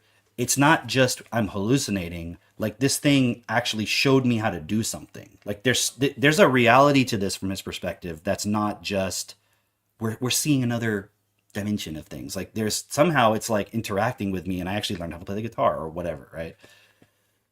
Apparently. So that leads him into the, how do I, like, he starts thinking like it's some actual other dimension that's being accessed, and maybe there's a way to bridge the two somehow. So that's what's going on in his mind. And he'll go through these, that's like in his mind, he wants to figure out, like, how do I bring that thing into reality? How do I access it somehow? Or is there a way to bridge the gap between our reality and their parallel reality, or whatever it is? So then it's just kind of in the back of his mind, he's going about his life. And then like random coincidences will happen where as he's thinking about it, he'll get some insight. Like, it's not even like a clear insight. It's kind of like a random, like, experience. Like, I'll tell you one of them. Like, he went outside to take a break from this video editing he was doing. He was walking down the street to like the convenience store. And as he was waiting for like the to cross the street, he was looking at the stoplights, and there was like the red, yellow, green, or whatever. And he was noticing when it changed colors that the sort of way that the light diffracts around the thing, like, looked differently. It looked different. And he was like, that's interesting. Maybe it's just the way it's different colored glass or something, but maybe there's something to the light diffraction. And it was just like a thought he had. And so he left, he went and got his stuff at the convenience store, came back, and then there was like something in his mind that told him like, yes, there's something to that idea. And then when he looked down on the street, there was like the spray paint from like the water department, how, you know, like they'll spray paint the sidewalk. And there was this number like 80182 or something. And he took a picture of it, and he went back to his computer and he put it into the spotlight on his Mac. And he has the picture of it. It's like, you know, when you like start typing on your spotlight, if you have a Mac, where it starts pulling up like different files on your computer, like internet searches. He's like, there was only one possibility. It was just an internet search, like search on the internet. There was no other file being referenced or anything. So he clicks that, pulls up Google or whatever, and then there's the first thing is like a research paper from CERN about looking for elementary particles in another dimension or something, like particles beyond our current dimension that we can see maybe in another dimension. And he didn't think anything of it. So how he searched Google related to that number or something? Or it was like in Spotlight, he put it in there because his explanation was he was thinking maybe he was getting some insight, hypothetically, you know, of this color correction problem he was doing on his video editing. And he was like, I don't know, maybe it's going to help me figure that problem out or something. So he's then putting it into his spotlight. that random number, quote unquote, on the sidewalk, he then put that in it. Put that into his spotlight. And the only option it gave was to search it on Google. Okay. So he clicks that, and then the search terms is this paper from CERN talking about elementary particles. And he was like, I didn't know what that had to do with anything, but okay, I'm looking at that, and all right. And so he kept having experiences like that. And for some reason in these contexts, and I don't remember how it was relevant to this particular experience he described, but when he would get these insights, the way they would be confirmed to him that there's something significant is he would see the number 42. And he gave all these weird ass examples. Like, so I'm just kind of objectively face value telling the story. Okay. Hold on. 42.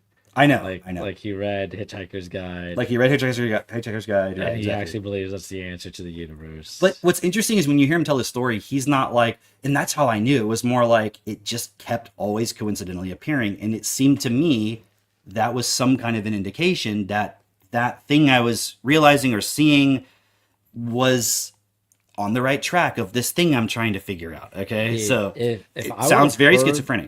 If I would have heard this story 12 years ago, Yeah, same. I would be so fucking into. I'd be like, how do I get this low dose DMT? Let me go find this guy with his fucking lasers. Like, I'd be all in it. I know. Same when I was in my 20s, I would have been like, fuck yeah, that's the answer. So, Yeah. so I like to look at these things in sort of a objective way of just because it interests me. Like I was joking around on the live stream. I was like, I'm kind of like an anthropologist. I like to observe foreign cultures, and like understand them. Right. So I'm like listening to the story, just like when I listened to about the spoon bending or what the fuck ever. Right. Yeah. And I want to see like, where are they going with this? What is it? If there's value, I'm not assuming there's value. I'm just saying, if there was value in this, what's your conclusion? Where is this taking you? Right. Yeah. And so, so through a lot of coincidences like this, it kept leading him down into these random ass things that eventually his girlfriend, his fiance, got involved. And it had to do with, they were in some botanical garden and they were talking about plants being green. And why are they green? And it's they reject green light, that they reflect it back. That's weird. And then why are some plants red? Well, so then there's red and green, and that how somehow connected to the stoplights. And then when they had that realization, they went outside to leave, and his wife or his girlfriend or fiance was waiting for an Uber. She went across the street to stand under some shade while they waited for the Uber. He goes over there, gives her a hug, and looks down, and underneath her feet is spray painted 42. And he's like, oh, that's an indication that conversation we've been having this whole time about the red and the green is somehow significant to this problem. So then she's like, she knew he'd been thinking about this stuff, so now she's involved. He's like, you're somehow significant to it. So they go home and they start doing research on papers and shit and going down these rabbit holes of papers and stuff. And he's like, a couple themes kept coming up through all these papers we were going down. Diffracted light, coherent light, 650 nanometers. And so, so they would find these random pieces of information and they would just keep following this rabbit hole. But it wasn't like a methodical scientific, like I'm proposing a theory and a experiment. And, he didn't. So he was explaining, like, he said he was told by a lot of the scientist type people that he did this experiment with, that even though they saw what he saw, they were like, if you're going to get traction on this with scientists, do not talk about this fucking spray paint 42. And he's like, well, I could, but I also can't explain how did I come up with the fucking idea of the laser, because this is just how it happened. He said there was one point when I think it was that point around the 42 with his girlfriend or something. He said there's a certain point where he was like, dude, he's like, I'm 32 years old. 30. He was like in his 30s at the time. I'm seeing numbers everywhere communicating to me. I'm feeling a purpose behind what I'm doing, sort of a delusion of grandeur. He's like, in the back of my mind, there was a possibility that maybe I'm just having a schizophrenic break. And he was like, but at the same time, I was very I knew myself. I felt very normal, right? So he's like, I don't think that's what it is, but I could totally see why that's what it looks like, right? Yeah. So anyways, long story short, they eventually realize somehow lasers are involved. They don't know why they're involved. That's what's the interesting part about his whole story, assuming he's presenting it truthfully, right? Yeah. It wasn't like he just came up with the idea, I could see this code in the laser if I take, it wasn't like that. It was more like, okay, and now for some reason I'm buying a laser. I don't know why, but somehow lasers are involved with a certain wavelength. So we had to get a laser and ship from China and blah, blah, blah. And it's like a very specific type of laser where you can widen the beam and all this stuff. It's not just like a normal laser you can just go quickly buy online. So anyways, he said he gets it, eventually he gets it set up. It's on the wall. He's taking some DMT. And then he looks at the laser from across the room and he's just looking at it and he sees like this code in it. So that was the first time he experienced it. And he was like, oh, okay, what the fuck is that? So that's what led to him doing these experiments where he's done it with at least the time of the interview, which was like a year old. He'd done it with 100 people or something. And I guess somehow he got to Chase Hughes eventually, and Chase Hughes saw it. And I'd watched the video where it was like kind of Chase was still kind of coming down, I guess, from the drug. So he was like looking and could still see it at some level. And then at some point he can't see it anymore. And the way they're describing it. So that's just all the context for what it is, right? So basically they're looking in this laser while they're taking a low dosage of DMT, and they're seeing like this code in the DMT, which sounds like, when I first heard of it, like, okay, you're just hallucinating, right? Yeah. But the way they describe it, they say everybody sees essentially, as far as they can tell, literally the same thing. It's not just a hallucination that kind of morphs and changes. And it, you know, when you're looking over here, you're seeing it here. It's like in the laser light, you can see like this space behind it. It's like almost like projected into the wall and behind it. And you can look around it. And if you move the laser, the hallucination doesn't go with it. It's like a flashlight. It's like you're revealing a different part of the code. It's not like the hallucination travels with you. It's more like it's literally shining a spotlight into another dimension is how they're seeing it, where it's like there's this code, okay? And it's this weird mixture of what looks kind of like Japanese and sort of numbers and shit, and it's like a running code going on in all these different dimensions and shit. And you can look at it from this side and that side, and it persists. Yeah. You know, it's different than a normal, like, if you've ever taken mushrooms or something and you look at the wall and like suddenly all the spots on the wall become like a geometric pattern that shifts and morphs. It's like, it's not like that. Right. So that was like the whole idea, right? And they still don't know they have no idea of what it means or anything, but he's trying to get more rigorous scientific minded people to like test this somehow. And they've got like a whole project going. And when I looked at his website, where it is at now, they were talking about some fucking AI thing they want to do. And I'm like, dude, do not give the fucking AI the codes to reality and the matrix. Like, this is a bad idea. I mean, think about it. Like, AI, the DMT. But then I was thinking about it like, okay, why was DMT popularized? You know, and then to the point where someone like that is doing DMT. Like, back in the day, like when Terrence McKenna was doing it, like nobody was fucking doing that except for like some Indians out in the fucking Amazon. He was like the guy. But over time, we watched it happen. Like, you got Joe Rogan, and they're always talking about DMT. And then now they don't talk about that much anymore. But it became a trend online where then like the entrepreneur nomad bros are like doing it every day. Kind of. Yeah, it's like Burning Man really was like the epitome of it, where it became a super normalized thing. They would stay on it all week at Burning Man. Yeah. Right. So I remember back when I was getting TT, just before I got TT, I was getting impulsed a lot with these articles just from all over of how the Silicon Valley tech bros, everybody in Silicon Valley is taking a low dose of either mushrooms or LSD, and they're microdosing basically every day. Is kind of how it was framed. And this is giving them all these insights. It's how they're creating all the things that they're doing. And to like the way that it was framed, I'm like, this is the answer. This is what I have to do. I should go get a sheet of fucking LSD. This is what I was thinking. I was like, I know some people. I could get a sheet, you know, which is like 100 like real doses, you know, of LSD. You're like, I'm good for like years. Yeah, I never have to come down. I could cut it up.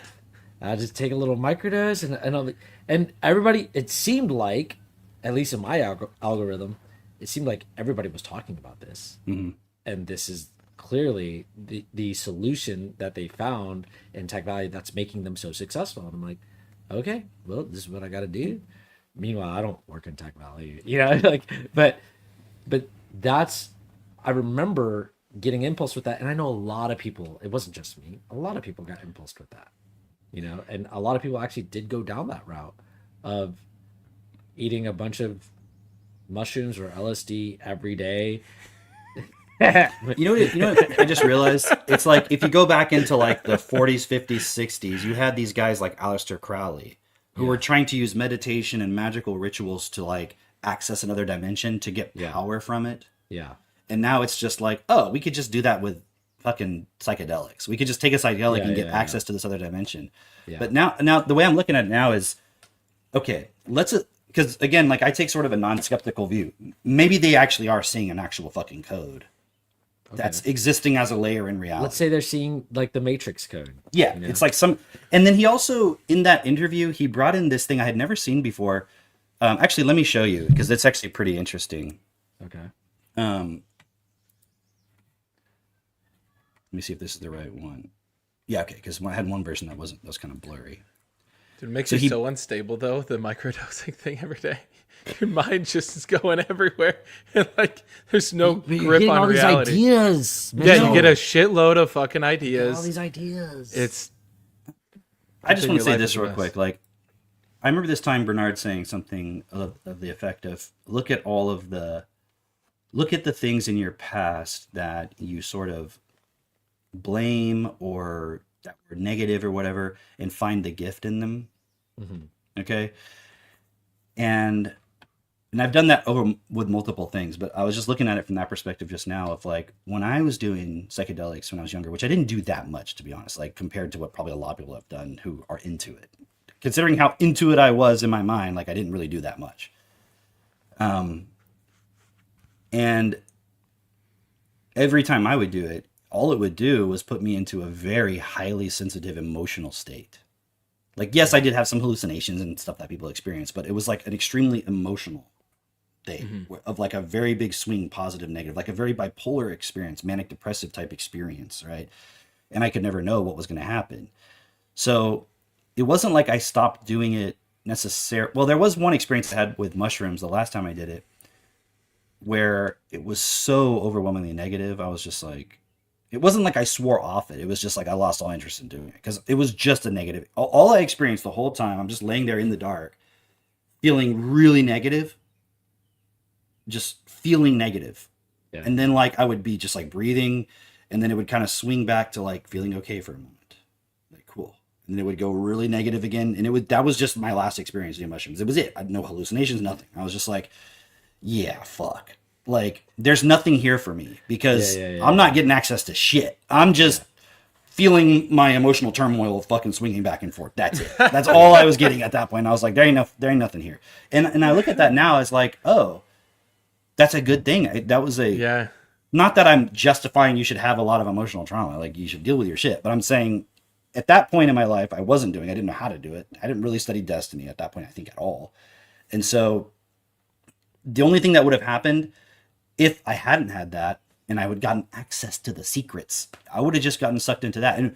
And what does capitalism do? Okay. And I've been reading this Anti-Oedipus by Deleuze and Guattari, these weird fucking 60s postmodernist shit. Okay. And it's called Schizophrenia and Capitalism.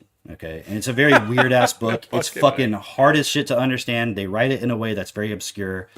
But anyways, one of the kind of ideas there is that capitalism takes everything, even if it's something that's anti-capitalism, even if it's something that's like beyond the normal questioning of the system, it takes it sort of tears it apart and builds it back together and as something that can be marketed, sold, capitalized, right? Black Lives Matter is a good example of that, right? Where it was, in theory, at a very basic level, talking about the fact that black people are not having a great life in our world, in America.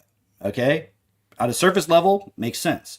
But it takes that, tears it apart, brings it back together, and now it's like on the basketball court at the fucking it's like NBA. It's NBA, like yeah. every company's talking about it. Like, yes, we are a BLM and you buy our products. And same thing with like gay month and all that kind of shit, right? Gay month coming up. So my point of saying all that is all these people accessing all this information in the DMT realms or whatever the fuck they're doing, what do they do with it? Why are they doing it? They're looking for that next idea because he talked about the discovery of the DNA double helix. And I looked it up. Watson claims they were working on the problem of trying to model DNA and they were having a problem finding the right structure to model it, and he had a lucid dream where he saw a double spiraled staircase. Yeah. And then he came back to the lab and was like, I think it's this. Yeah. And then that helped them complete the model.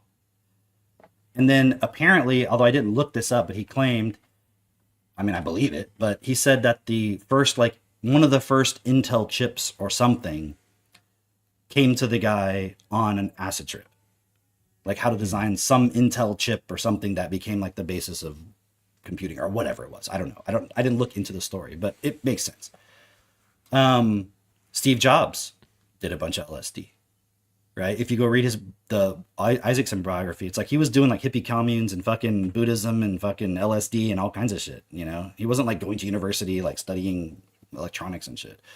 So then he went and found his engineer in Steve Wozniak, who had the engineering skills, because Jobs would have never been able to do that himself.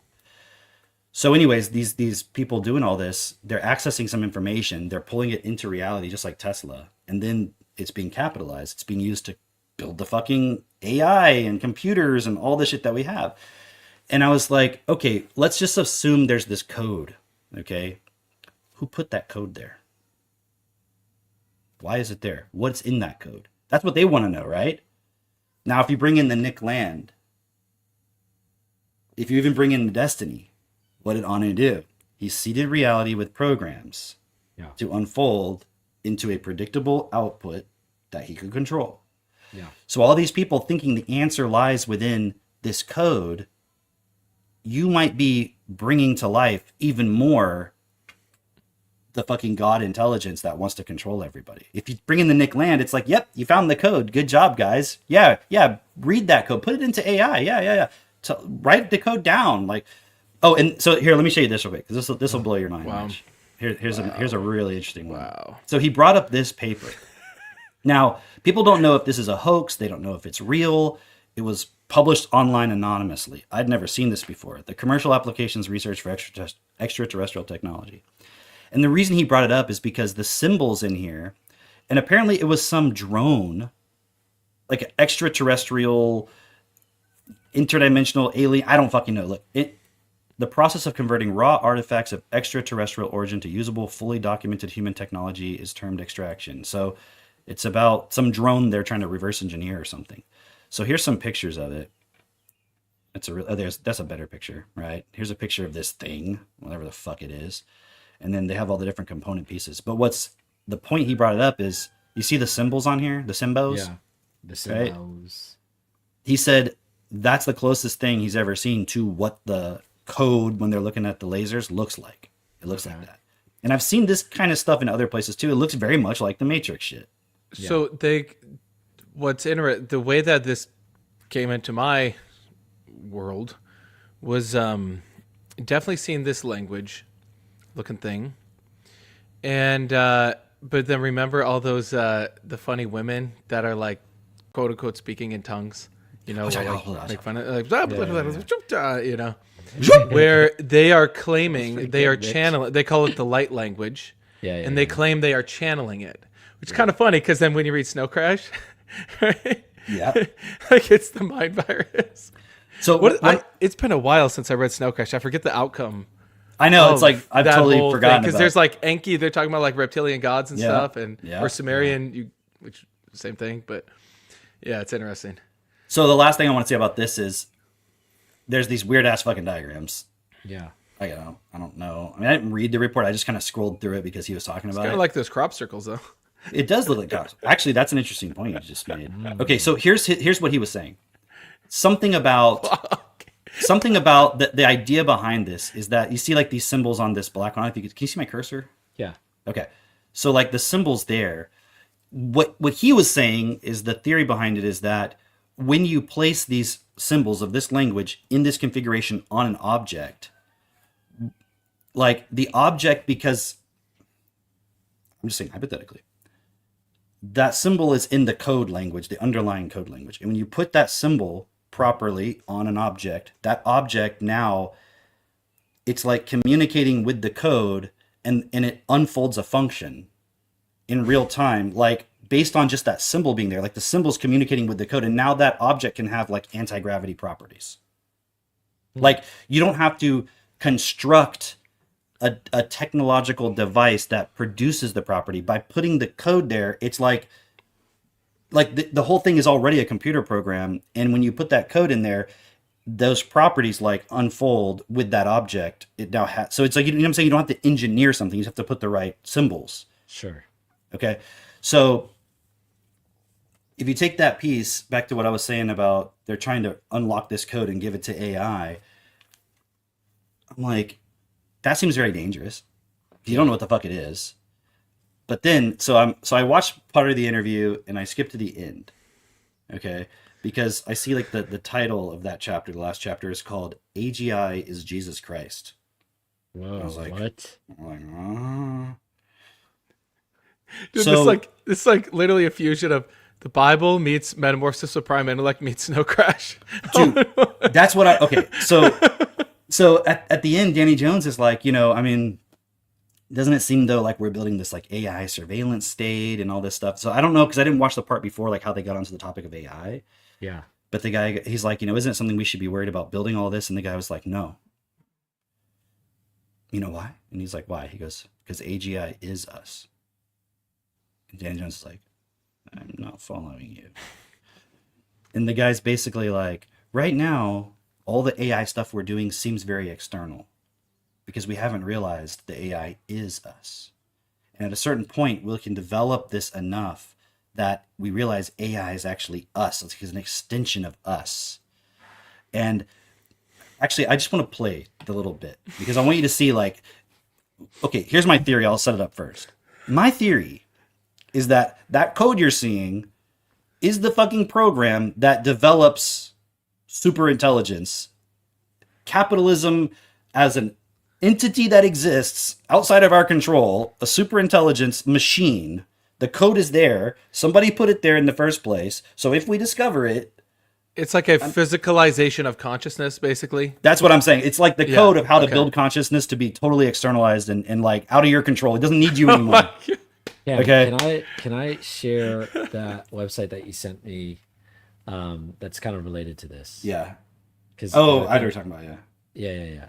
Well, in that website, I found it through looking into accelerationism and all that stuff, right? Okay, so let me find it real quick. Mitch, you'll love this. You'll love this because it's related to everything that he's saying right now. I feel like Anu's up there in heaven going like, please build it. Please build it. Oh, yes, build it. Build it. Okay, check this out. Mitch, this is called Logos and the World, right? Word. And the Word, okay. And the Word, sorry. Yeah. It looks like this was built off of Claude, but okay. Hey, Pretty nice, cool website though. It's nice. I like it. All right. So it says, in the beginning was the Word. The Word is the mechanism by which consciousness generates structures and navigates the consensus it inhabits, right? And as you read through this, it breaks down like different religions and how. Notice how it said consciousness too at the beginning, right? Mhm. So okay, Yeah. we're on the same page.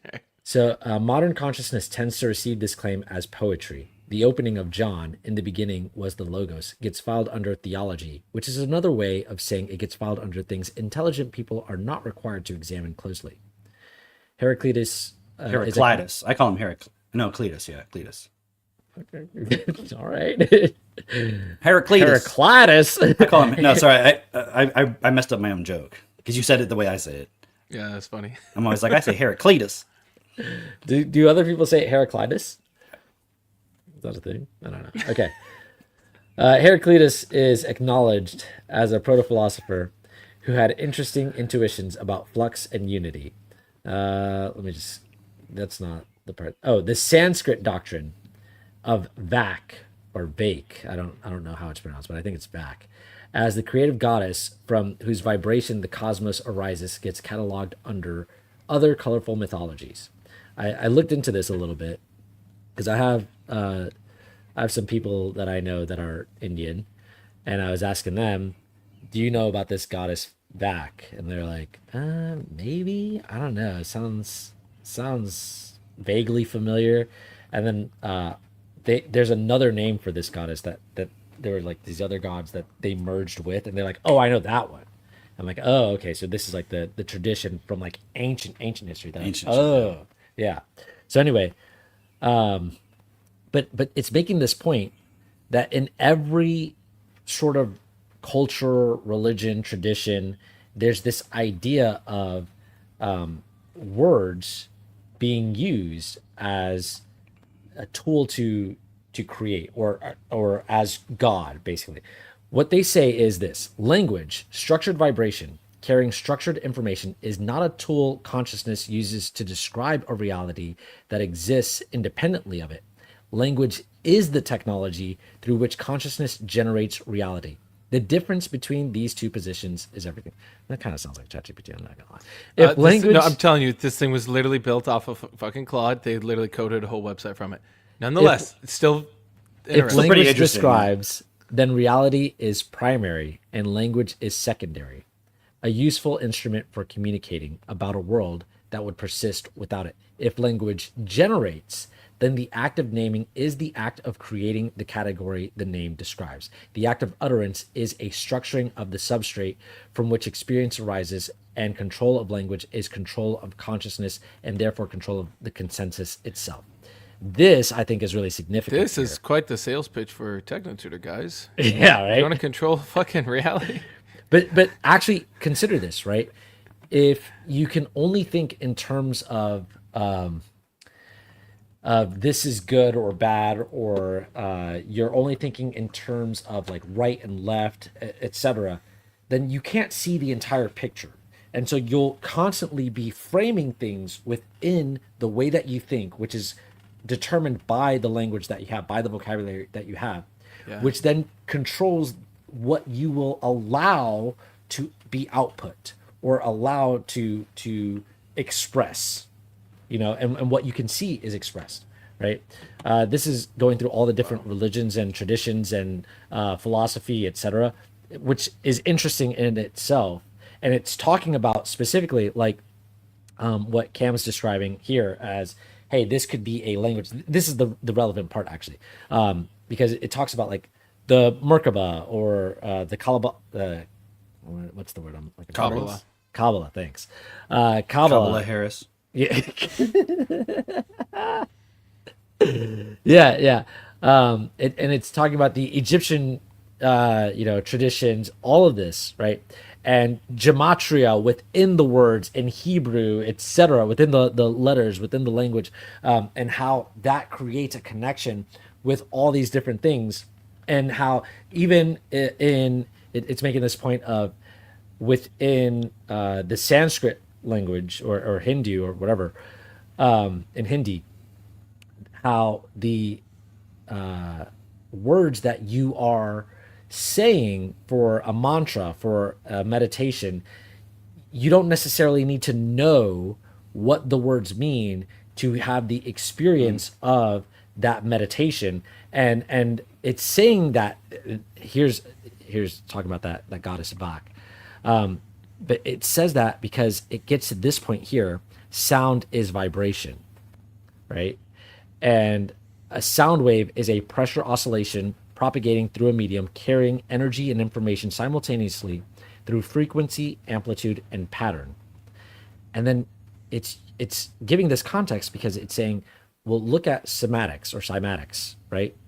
When you study the sound frequencies, you put sand on a plate over a speaker, you play a certain frequency, it generates a certain pattern. You change the pattern, and then what happens when you go back to the original pattern that you said, the original sound that you were playing, it goes back to that same pattern, which shows that this is a definite a pattern. This is not just something that's randomly happening, like, oh, it fell into that pattern and then it stayed there because you were continuing to play that sound. No, when you change it, you scatter the sand again, and then you play the pattern or play that sound again, it goes to the exact same definite shape, which, okay, if that's happening, then that's happening with the words that we say. That's literally the vibration structuring reality in some very, limited way, but showing you. Right. Yeah, good. So I'm glad I have TechnoTutor. I want more people to have TechnoTutor and purify their fucking vocabulary. Okay. Now think about that in the context of like, when you think, is there a vibration that's happening? Could you measure that when you're thinking? Like, you're asking, could you measure a thought? Can you measure, like, are there instruments, as an example, right now with what Meta is investing in is to be able to measure your fMRI of Yeah. like when you're watching something to see what kind of reaction. But you that's have. more like the electrical activity on your brain, not the thought itself. Okay, but wouldn't that be like an after effect? Yes. Of the Well, what I mean to say is this. When you think, aren't there like words associated with what you're thinking, right? Yes. That are having Yeah, an I think a effect lot of within you. people think Like it's in having images. a vibration within you. I just don't think we have the technology that's finely tuned enough to pick up on that specific. Maybe not the. That's specific all I'm words, saying. I'm not saying it's not right? hypothetically possible. I'm just what the point that I'm making is there's a vibration that's happening within you for sure when you're thinking. Yeah. You would agree with that. Okay. So the words that you have access to or that you've been impulsed with, think about how much shit you watched as a child. Right. Constantly just getting, this propaganda, this advertisement, this TV show, blah, blah, blah, blah, blah. None of it's ever fucking explained to you. Right. And that is bouncing around within you. This is why I keep saying, like, just to me, it is so obvious, actually, once you see it, that all propaganda is for children. That's my thesis, right? All propaganda, Because between is 0 for and children. 7, you can actually imprint it with more. Like it might have an effect on more adults, oomph to but it. the point is to put it into a child. So Exactly. it becomes a part of their 100%. Exactly. Yeah. And then it becomes part of reality. So when you're watching something and you're like, who is this convincing? Would it convince a child? Yes. That's who it's for. Yeah. That's who it's for. And so even like the music, when you're like, I watched Cam, you'd like this. I watched an interview with Frank Zappa. I was And- watching Zappa interviews the other day. What the hell? Really? So That's random. Wait. You know how old I am? How old you are? 42. 42. It's Really? the answer. No, I was watching an interview with Frank Zappa, and it was with Arsenio Hall, and Arsenio Hall had asked him like, why doesn't he make like popular music, pop music, or why he's not really into that scene? And he said, well, I don't really like love songs. Like I think they're really immature. Mm-hmm. And then he gave an example of like a love song, and he's like, is that really what they're saying? Do any of you actually like buy that this guy just wants to hold this woman? Really? Like, come on. Like what's he actually trying to say? Yeah. And I just thought like, dude, that's so cool. Cause he makes some like really fucking crazy out. If you listen to, some Frank Zappa. Cyborg. But like he's doing that intentionally. Like it's like a commentary. You know? Yeah, totally. Yeah. But I'm just saying, this point of you hear a love song on the radio and you're like, that's silly. Maybe, I don't know. Maybe you really like it. I don't know. But a child hears that and they believe that's how love is. Right. I guarantee it. It definitely puts that pattern into them. Yeah. Right. Same And so thing then- Disney movies, right? It creates Yeah. that princess program or the Prince Charming and all that. Right. I mean, okay, just look at a child today, the average child who watches, whatever, Netflix or YouTube, they have some access to screens, right? The average child today is like fucking like da, da, da. Oh 6 7 oh yeah and the whatever the popular thing is, that's like the average child today is. It's a zombification. And you can see it, and you can see how dumb they've become because of this. Versus like, oh man, I wish I had that clip.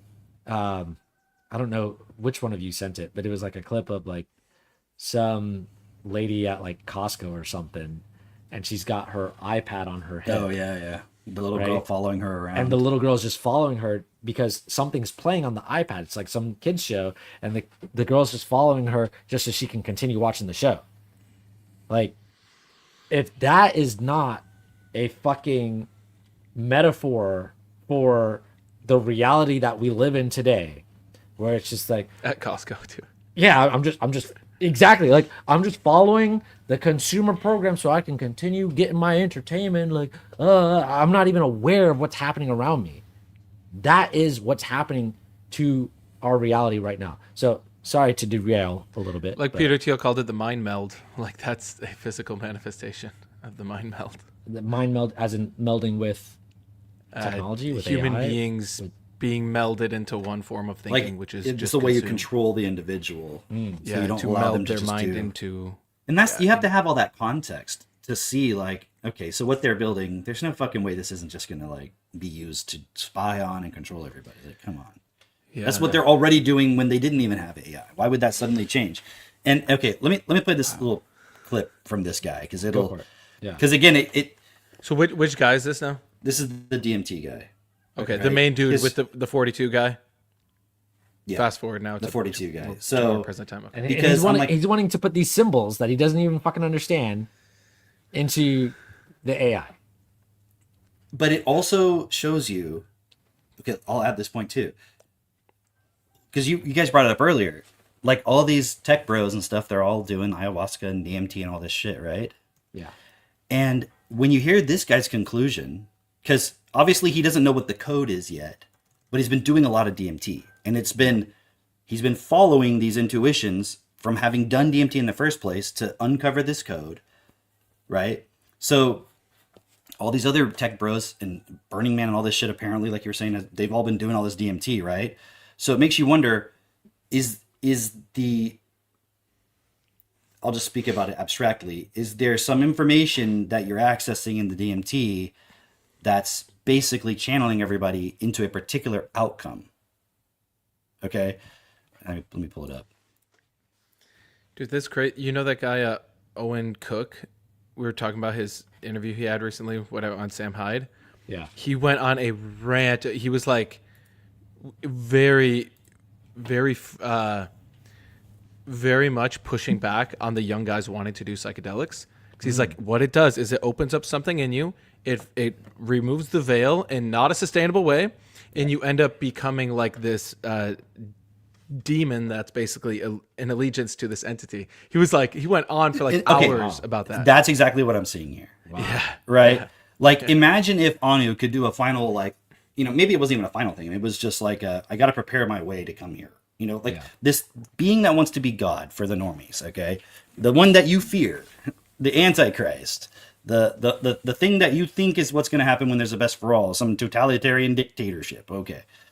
That thing seeded reality. The reason why we live in a reality that's coordinated like a fucking virtual environment is because it was programmed to be like that. Like, imagine you open up a computer and there's no programs on it. Can you do anything on the computer? No. You can't. No. So the fact that you can turn on your computer and interact with shit is because somebody created that environment through relating all the information together as a program. That's why you're in reality right now, able to relate to objects and things in your environment, is because it's programmed to sustain itself as a relatable object environment. It is a program. So if they're seeing this code behind reality, it's not surprising to me at all. We already know it's a fucking program. But, and I'll come back to that in a bit if we have time. Okay, so here's what he says. So when he asks, I won't set it up. I'll let you hear it. It's exactly what. Hold on. Let me. Because we're scared. Do you and think that's that's possible? exactly what happened to Jesus. Yeah. Do you think it's possible that AGI is going to save us? Yes. Really? Yes. I think it's our only way out. You don't think that it's going to essentially render us obsolete when it gets merged with stuff like quantum computing, like Nick Land and said? Basically, we're basically meaningless to them. No, do you know why? Why? Because it's us.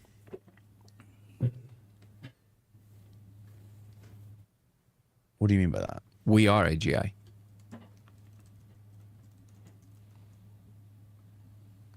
I'm not following.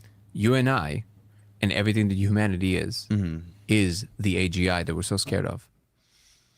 And all the things now that we call AI, they're just extensions of what we are. And we haven't learned how to fully integrate them and wear them as a suit yet. But we're basically, yeah. Okay. So now they feel external. They feel something else, but they're not. They're us. So essentially, you have information evolving from the beginning of time. That information eventually finds new ways and new degrees of freedom to operate in different kinds of spaces. This is the best way that information found to operate in our little corner of the universe. This idea, you know, this whole transhumanist idea of like, oh, you just want humans to go away and be replaced by something else. That's what the history of everything in the universe is. Why do we think for 1 second that what we are is so special? So it's the opposite of what it tries to express. So this whole movement is trying to express humility, right? It wants to say, hey, who do you think we are? We're nothing in comparison to everything. When in reality, by doing that, you're essentially isolating yourself and you're saying, look, we're special. We're so special that we can be called different outside of nature. Saying, well, that's unnatural because that's just made in a lab. Well, wait a second. You are nature. You are the universe doing whatever it is you're doing in a lab. If you think you're somehow outside of that, right, now you think you're actually special, but you're not. You're just part of the tapestry of whatever's going on. Plastic, pollution, all of that is completely natural. Now, so all I'm saying is that that's a bad distinction. You can still talk about things that can lead to a better and worse kind of experience in a particular environment. Is it better or worse to have the whole world filled with smoke? Worse. Yeah. Because of what we understand about how living things operate, and there's a much better way to operate, right? But it has nothing to do with what's natural and unnatural. Right. What this eliminates is this delusion that somehow we're outside of nature. There's nature and then there's us. And we're the disease. Right. And that kind of thinking is actually the thing that leads to your demise because you see yourself as the problem. Versus you're this very advanced thing that nature is doing, through which it now found a way to build a bigger bridge through silicon. And now eventually you're going to learn how to merge with it. And then you don't become something else. You're exactly what you were the whole time. It's just that now you understand the full potential of what that thing is. In other words, if you ask yourself, if you imagine this AGI in a computer that we always imagine, Skynet, right? That thing becoming conscious inside of the computer and then runs and whatever. So if you ask yourself, how long would it take it to realize that it is this thing inside of a computer, then there's like all these people outside and whatever it is. How long would it take it to do that? Well, the answer in physical matter is 4.5 billion years through the process of evolution until it reaches an advanced enough mind like our own that then realizes that it is it. And then it builds the higher cognitive bridges through whatever tools required that it will become a collective. It will literally, like the internet, if you look at it, like the whole spiritual idea, we're all one, right? Yeah. Well, the internet is that. Now, the fact that we're utilizing it at the moment for, you know, all these like nonsense things like pornography and like all this, these are just products of the previous stage of evolution. Right. But the tool is not the problem. It's the content we inject into the tool.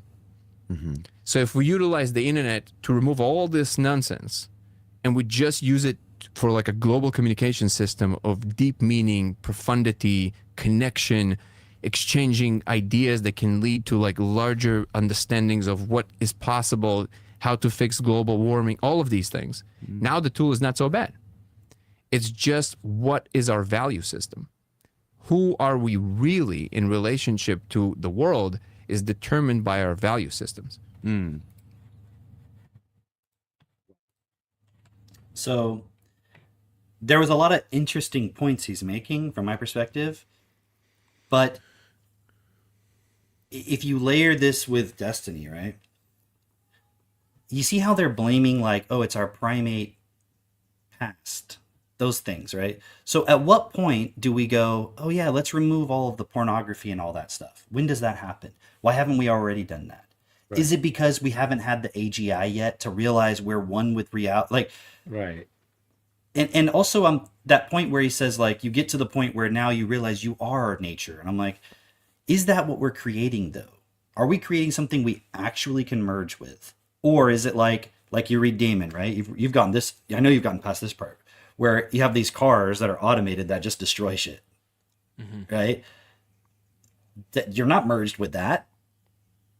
Like there's this idea that we're going to merge with it. And then it's like, you can already realize the point of what he just said, that we are one with nature. We are, in fact, like nature is us, like we are reality. We already can realize that right now.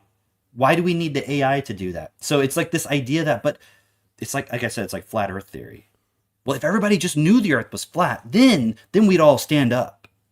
And I'm like, but everybody already knows things are fucked without believing the world is, why is it that realization required? So I think there's truth in what he's saying, that from the like, if I'm looking at it from another perspective, we are manifesting this thing to throw back in our face our true nature. He's making it seem like we're manifesting it to realize like we are one with reality, and or something like in a positive sense. But I'm like, no, we're actually manifesting a system of absolute automated, robotic, machine-like, uncaring control to realize that's who the fuck we are all. Who we all are actually is that desire. And again, where's that code coming from? That's what you need to ask yourself, okay? If we haven't made the AI yet, right? If we haven't created the AGI yet to realize this point, then where the fuck is that code? That code didn't just happen randomly. You'd have to assume that the universe is already in some advanced fucking evolved state, that it could do computer code in the fucking layers of reality for it to wake up to it, the fact that no, somebody fucking put that there. If that thing is real, somebody put that there. It wasn't. So what that also tells you is this ain't the first time we've been here. Right. From that perspective, like, no, we just evolved over 4 billion years. But at the beginning of fucking reality, there was a computer code in there. Who fucking put that there? Like, there must have been someone already evolved before our, starting point. You push the button, the simulation starts, Big Bang, okay, rocks bang together, amino acids, life, birds, trees, primates, humans. There was already an underlying computer code the whole fucking time. Right. Yeah. So, that's the significance. Like, he doesn't realize that is the significance of why he's so interested in the DMT laser bullshit, because it means that there's a code here that's been here, that there's a program that's already running. Yeah, and then it's the externalization of self-responsibility. You see that too? Instead of it's okay, so let's say there's a code here.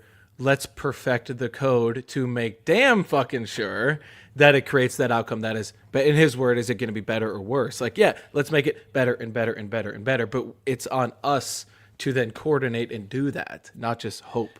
But it's like we could already do that right now, and let me show you this real quick, because I was reading through this last night.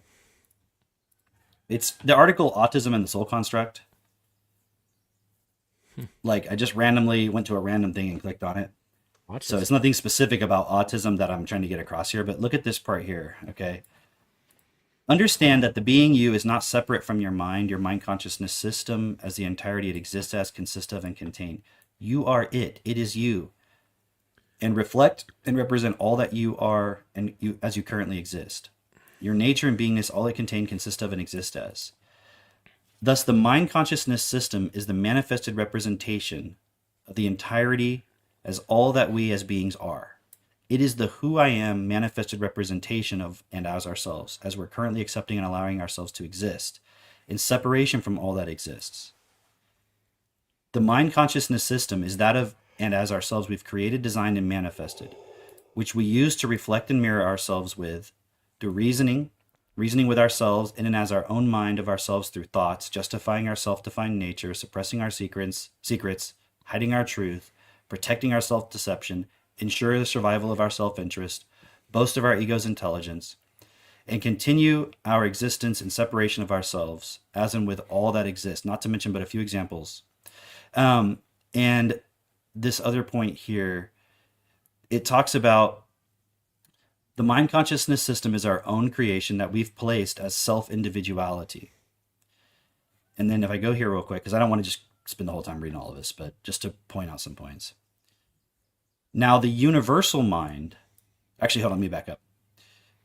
The who I am as the I am, each believe, perceive themselves to be within their own personal individualized experience of themselves as the mind consciousness system. It's like your experience of yourself is the mind.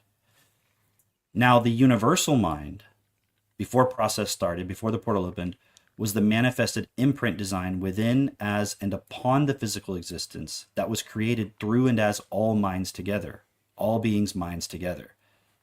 The universal mind can be referred to as the one mind of and as all together.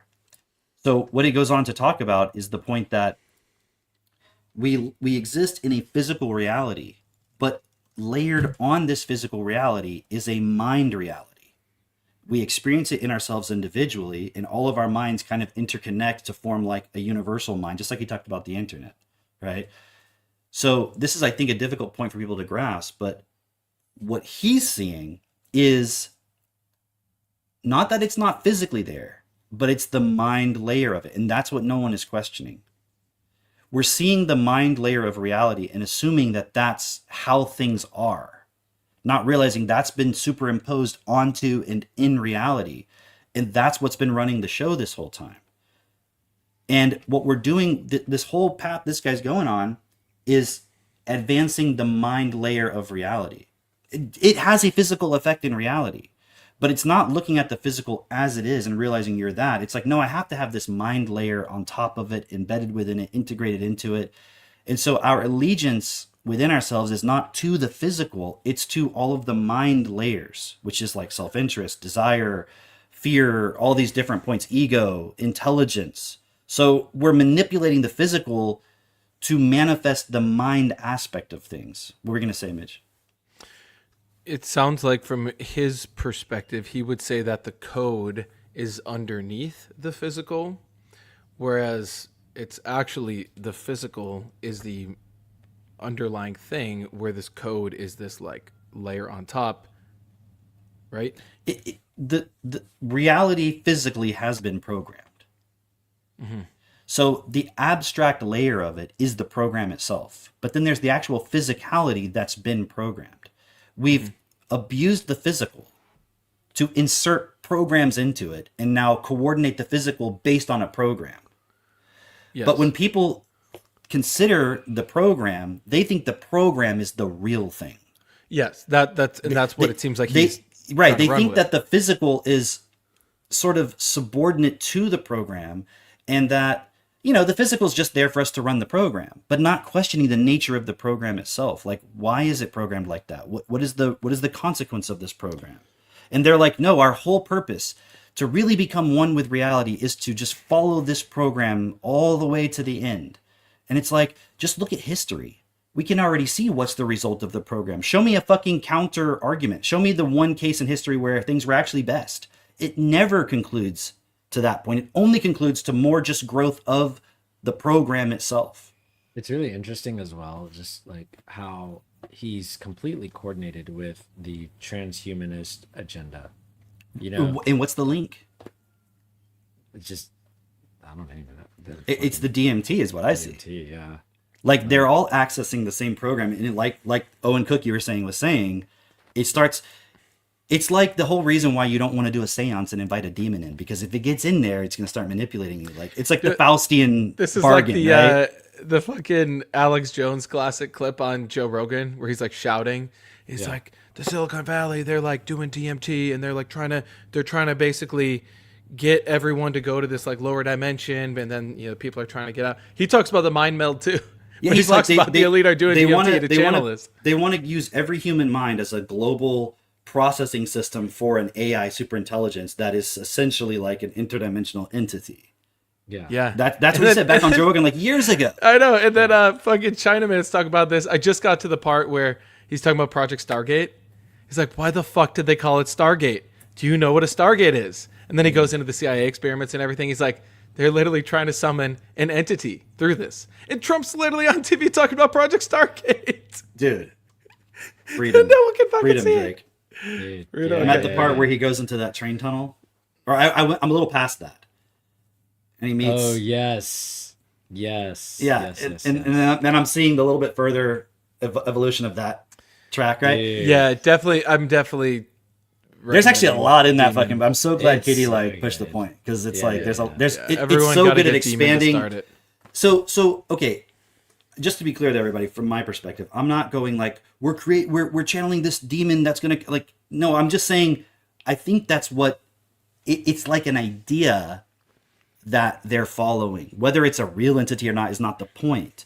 So I'm saying we're allowing our system, our human reality, the only thing we have, the Earth, to be developed into something that the starting point of which is a bunch of people in their minds trying to create some super intelligence that's like the God thing or this.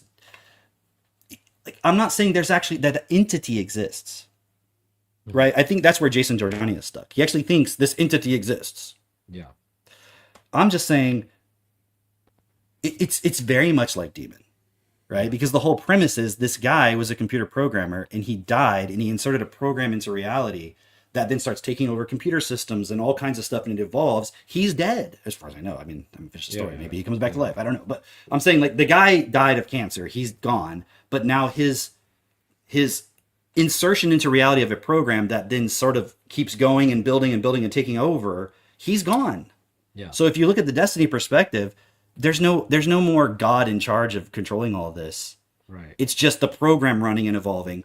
But the program only happens, at least at this stage, if we fucking give it energy, if we build the data centers, if we supply them with electricity, if we do all that. And so right now there's this push we're seeing online where they're like, oh, these data center doomers and they're acting like they're bad. I'm like, no, I know what your fucking starting point is. Don't fucking lie to me that, oh, we're trying to create super abundance for everybody. Like, yeah, no, you're not. Because I've read the shit that you're referencing. So everyone can have clean water. Do it and, like, now. Space to live. Do it now. Right. They're like, Right. but we can't because the only way we know how to create in reality is through capitalism. And capitalism requires infinite growth. It requires constant production. And I'm like, no, that's a myth. That's not true. It's now the thing is, here's where we have to realize our responsibility.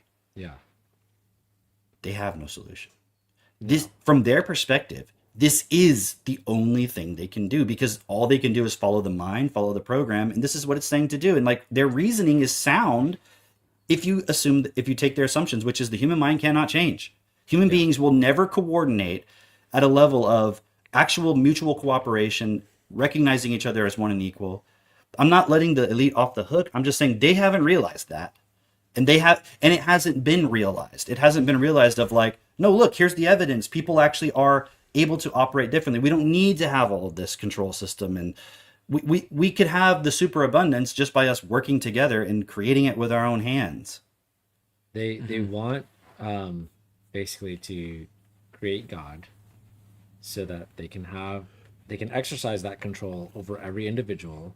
So even if you are like Elon Musk has said, you have a robot with you that prevents you from doing crime, but then it allows you to continue operating within the mind as is and allow your mind to go really fucking crazy. Just look at Grok, look at Grok, the way that it communicates with you. It's like, oh yeah, and then I do this, blah blah, fucking blah blah, daddy. Fuck you, asshole. Yeah, it's like, or did you see?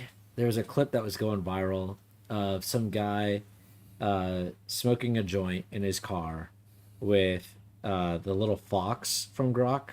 You know that little fox character? Oh, I know what you're talking about, but I haven't seen this yet. So he's talking with the fox on Grok, and he's like lighting a joint. He's high. Let me see if I can find it. Okay, hang on. Fox. Sounds Grok.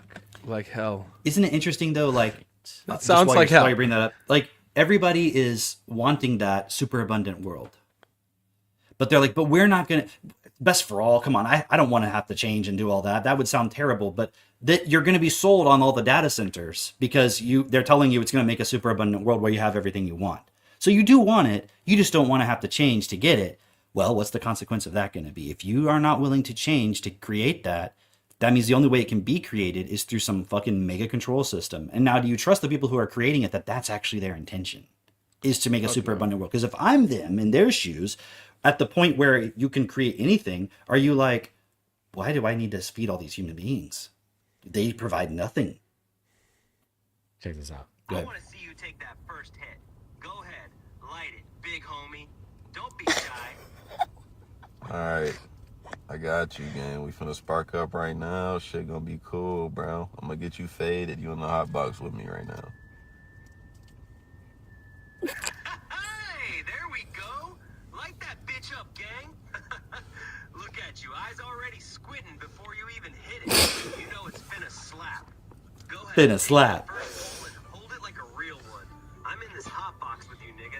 Spark that gas and blow it towards the camera so I can smell it through the screen. Let's get fucked up together. Jesus, dude.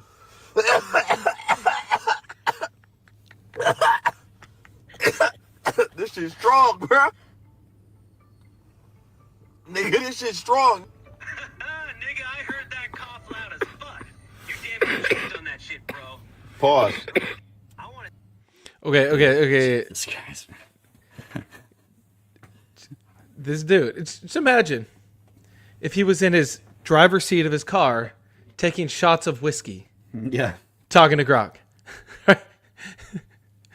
This dude's about to go out on the fucking road. High as shit. Yeah. And Grok will just be laughing along with it.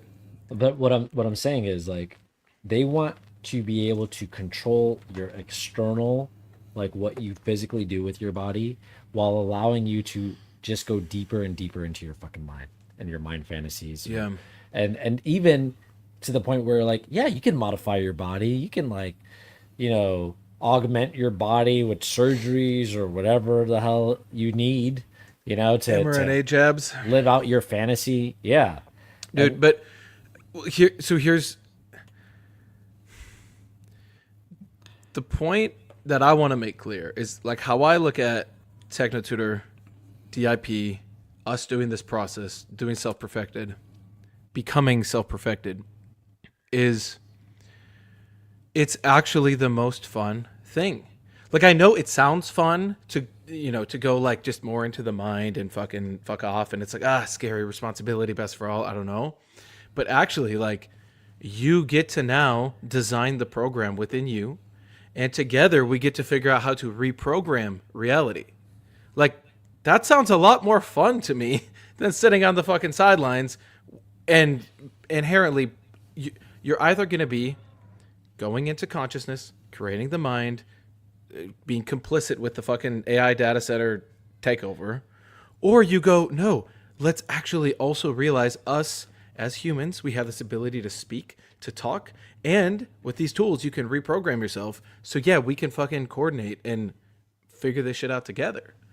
Like, that's more fun for me, but we have to keep, like, imprinting reality with that it's actually I mean, do you guys want to go sit in a car and fucking smoke a vape? Yeah, it sounds so much fun when you're doing that, but then when you're fucking depressed and you have to go to work the next day, you're only doing all that shit because you're trying to escape from the bullshit. Like, could you just sit in reality and be cool? You can't, because you know something is fucked. That's why the desire to do drugs and drink and all that stuff is there. But another thing I was just thinking, just to go back for a moment, is, okay, so they're seeing this code in the DMT experience in the laser, right? What if when you're taking DMT and you're not looking at the laser, you're just on your DMT experience? Why is it that all these guys are coming to this conclusion that they should build all this AI shit? Maybe that's what the code says. Yeah. Like, but when you're on your DMT trip and you're seeing visuals and it's talking to you, that's just the projection of the code fucking running to basically tell you a story in like your visual experiential format. So they're trying to figure out, what does the code say? I'm like, you already know what it says. It's the conclusion you're coming to about what we need to do with AI. That's what it fucking says. It's obvious. It's the code. That's our mind. It's the mind layer of reality that is manifesting itself as an AGI that is just a machine. And we literally think that the way for us to truly be alive is to merge with the machine. How fucking backwards. It's like you're oh, I was gonna tell you this too. Katie sent me this text while we were doing the live stream last night because we were looking at this DMT shit. And she was asking Grok about the experiments, right?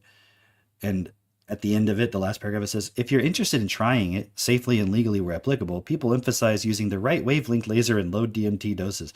Always prioritize harm reduction. Let me know if you want links to the main videos / protocols or more on the scientific account. It's like literally just like the fucking Fox thing. It's like, hey man, like if you want to try it, let me know. I give some videos. Imagine the day where Amazon, you know how Amazon has like, now they'll do like pharmaceutical pills. Imagine the day where it's like one click buy, you can like buy a DMT vape from fucking Amazon. Dude, so she just put that comment there. She's reading Flashback, which is another Dan Simmons book, by the way. I think it was one of his last ones. And it's this whole drug thing. People take this drug to like relive memories or some shit. Because I remember him referencing that in Hyperion. They take Flashback. Right? Oh, really?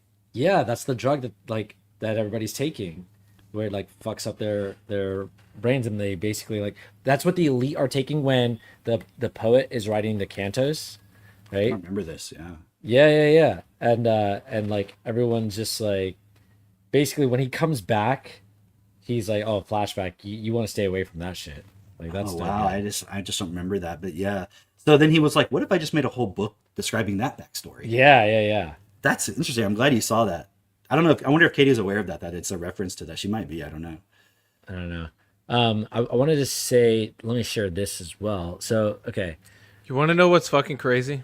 When you do ayahuasca, the songs they sing, they call them fucking cantos because that's what song means in Spanish. Yeah.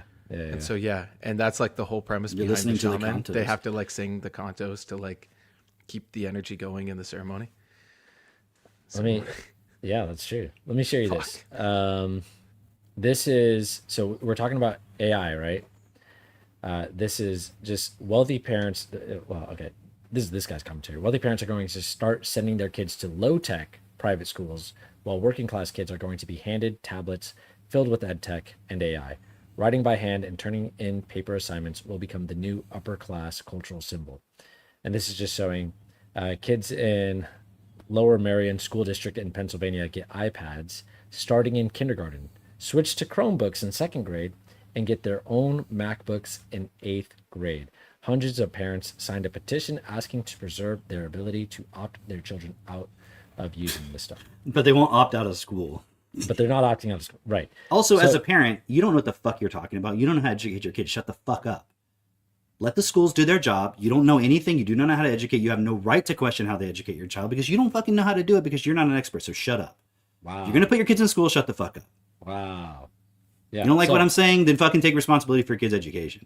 Otherwise, how are you putting your kid in school and then being like, I don't like the way you're educating my kid. Right. Why don't you homeschool him? Well, I'm not an expert. I can't do it. Like, what the fuck? Then you have no right to say what they're doing because they know what they're doing, right? That's why you trust it. You're putting them there all day. And then you're saying, well, I don't trust the people that I put my kids with. Then you're fucking retarded. Yes. Yeah. Anyway, I was just showing that because it's like we're at the same time of creating this AGI, at the very same time, we are also exposing children to it right off the bat, immediately, as soon as possible. There's a White House executive order that says we need to put AI in K through 12 as soon as possible. And that's what's happening. That guy has a point too, where he says like the rich people will do like a low tech thing. It seems like no, they're going to give their kids AI, but imagine the future. The wealthy elite will have access to AI, but it'll be more like just to like command it. Mm-hmm. And then any point where somebody needs to use AI to do a task, or assuming that's a thing still, they'll just get the slaves to do that. They're training all the slaves right now instead of using shovels to like use AI to do stuff. Right. But they're not going to be there like fucking writing the reports and doing all whatever the fuck things it will do. I have no idea because it seems like retarded, but they're just going to they're training the slaves right now. Just like they train them through school to be in a factory, they're training them now to be a slave to AI. So whatever needs to be done, you've got your slaves using AI to just get it done. And you're constantly impulsing them. Like imagine the school is not only the place that trains you to go into the workforce, it also entertains you. It also feeds you. It becomes your total, like school, that whole thing becomes your total reality. Yeah. So the AI that you use for your job also is the same thing that feeds you, tells you what to do, entertains you, takes you places. It all becomes one total thing that is like it's every aspect of your life. Yeah. And Katie says they're using Diamond Age as an example. Oh yeah, remember Ivanka Trump was like, "Oh yeah, Diamond Age." I'm like, dude. That's right, dude. Now, Damn. consider that. Yeah, and Miranda. Because I was like, who's Miranda again? Oh yeah, the aspiring She's the interactive actress. actress. Yeah. Who serves as the voice, the heart, and surrogate mother for the protagonist, Magical Okay, Blake. but if you haven't read Diamond Age, go read Diamond Age. Yeah, it's but really good. it's so interesting because Ivanka Trump mentioned certain sci-fi books that was kind of like, the way I perceive it is like she's telling the administration, hey, everybody who's interested in this, you need to read these books so that I can then tell you, here's what we're implementing. We're doing the Diamond Age thing. That's why we got the robots going into the homes. That's why we got the robot in the White House. This is what we're doing, and it's going to teach all these kids. Wouldn't that be amazing? But it's like, if you actually read it, there's a few different examples of how they do the AI in the home, and one of them is, they have like a really blanket like AI robot that's just like, this is what they get, and it's not really attuned to the person. The child, it's just like, spitting out whatever. It's like your needs to free spit out. tier, basically. Yeah, exactly. That's what we're getting, and what that creates, which is really very well illustrated in the book. But what that creates is like a child who's not capable, who feels not confident, who's just like, I don't even know what the fuck I'm doing here. Why am I doing this, right? And the point with Miranda is like, she's basically like giving this child who didn't have a mother, and really attuned to this particular child and what this particular child needs in that moment. And it's just like whatever she needs, doing it all, being there 100%. Dude, didn't you remember the part of Diamond Age? I just looked it up to figure out the term. The drummers. Remember the drummers? Oh, right. Yeah. Is that like the Chinese? No. That was. It's like they're Hackney, whatever his name is, right? And they would like get. It was a society of people. They would like drum and basically have like an orgy. Yeah, to okay. create I was that just mixing it up synchronized with the trance Chinese state. stuff. Yeah. But the orgy, the point of it is like it's like they've got this. It's a hive mind. Nanotechnology inside them. And then it's the mind meld. Yeah. And so they exchange their nanotechnology with each other. I need to we could just reread pause every book I've time read. so we could just read for I like gotta reread all 2 of it. weeks and then get back. That would be We'll awesome. just pause time for a moment. I cannot pause time, but I can help you increase your reading ability. I can help you. I can help you increase your processing speed. Yeah, definitely the habit of reading is essential. And then just in the spirit too of Drake, that website you were showing where it was how language is like the mechanism. It's like I remember when I got TechnoTutor and I was like, this is awesome. And then Cameron was explaining bits to me and I'm getting pieces. I'm like, okay, so I can essentially program myself as part of reality. Let me put in all the stuff I want to have happen in reality constantly and then go live my life. And like, so that was just how I approach it. I think a lot of people are still just using it like, I'm just trying to rebuild my vocabulary, like get these little things. But it's like, no, you should also be putting in like, how do you want reality to go? And then boldly go create in the world. But you've got to adjust your starting point. Though. Let me get the caveat is like, how do you want reality to go? Is like, you need to be reading Creation's Journey to Life, Heaven's Journey to Life. Yes. You need to be listening to Equaf, listening and like to put the Bernard things from audios. Heaven's Journey to Life and Creation's Journey to Life in your TechnoTutor. Like Because his you commitment don't statements. realize is the way your life's going right now is already the way you want it to go. Right. Because what you want is based on the internal program that's already there. So unless you Right. change it, it's not going to change. Right. So that's what the assumption of like they've read through this stuff and they're like looking at I want a world that's best for all. Well then okay, let's program yourself so that you can have that reality. But that's why we're here. That's why If we you do don't this want a podcast. world that's best for you, do nothing. Yeah. It's Don't already even happening. try. There's no point. Good job. There's no point. You're never going to win. If you don't program the point of best for all, whatever it is you think you want, you're never going to win that way. It's game over. So there's only one choice, which is we have to create what's best for all, because otherwise, I mean, we've been trying to say like what the fucking elite are building. They're being very clear about it if you can just hear what they're saying. All right, that's Self it. perfection, guys. This is it. Who's pushing the button? Cameron's pushing the button. I'm pushing it. Push the button, Cameron. Okay, I'm gonna Don't push it. fucking Goodbye, touch it, everybody. We'll Mitchell. see you next week. I'm pushing the button. Did you push the button? I'm about to. On Okay. 3. Self-perfected, making things clear.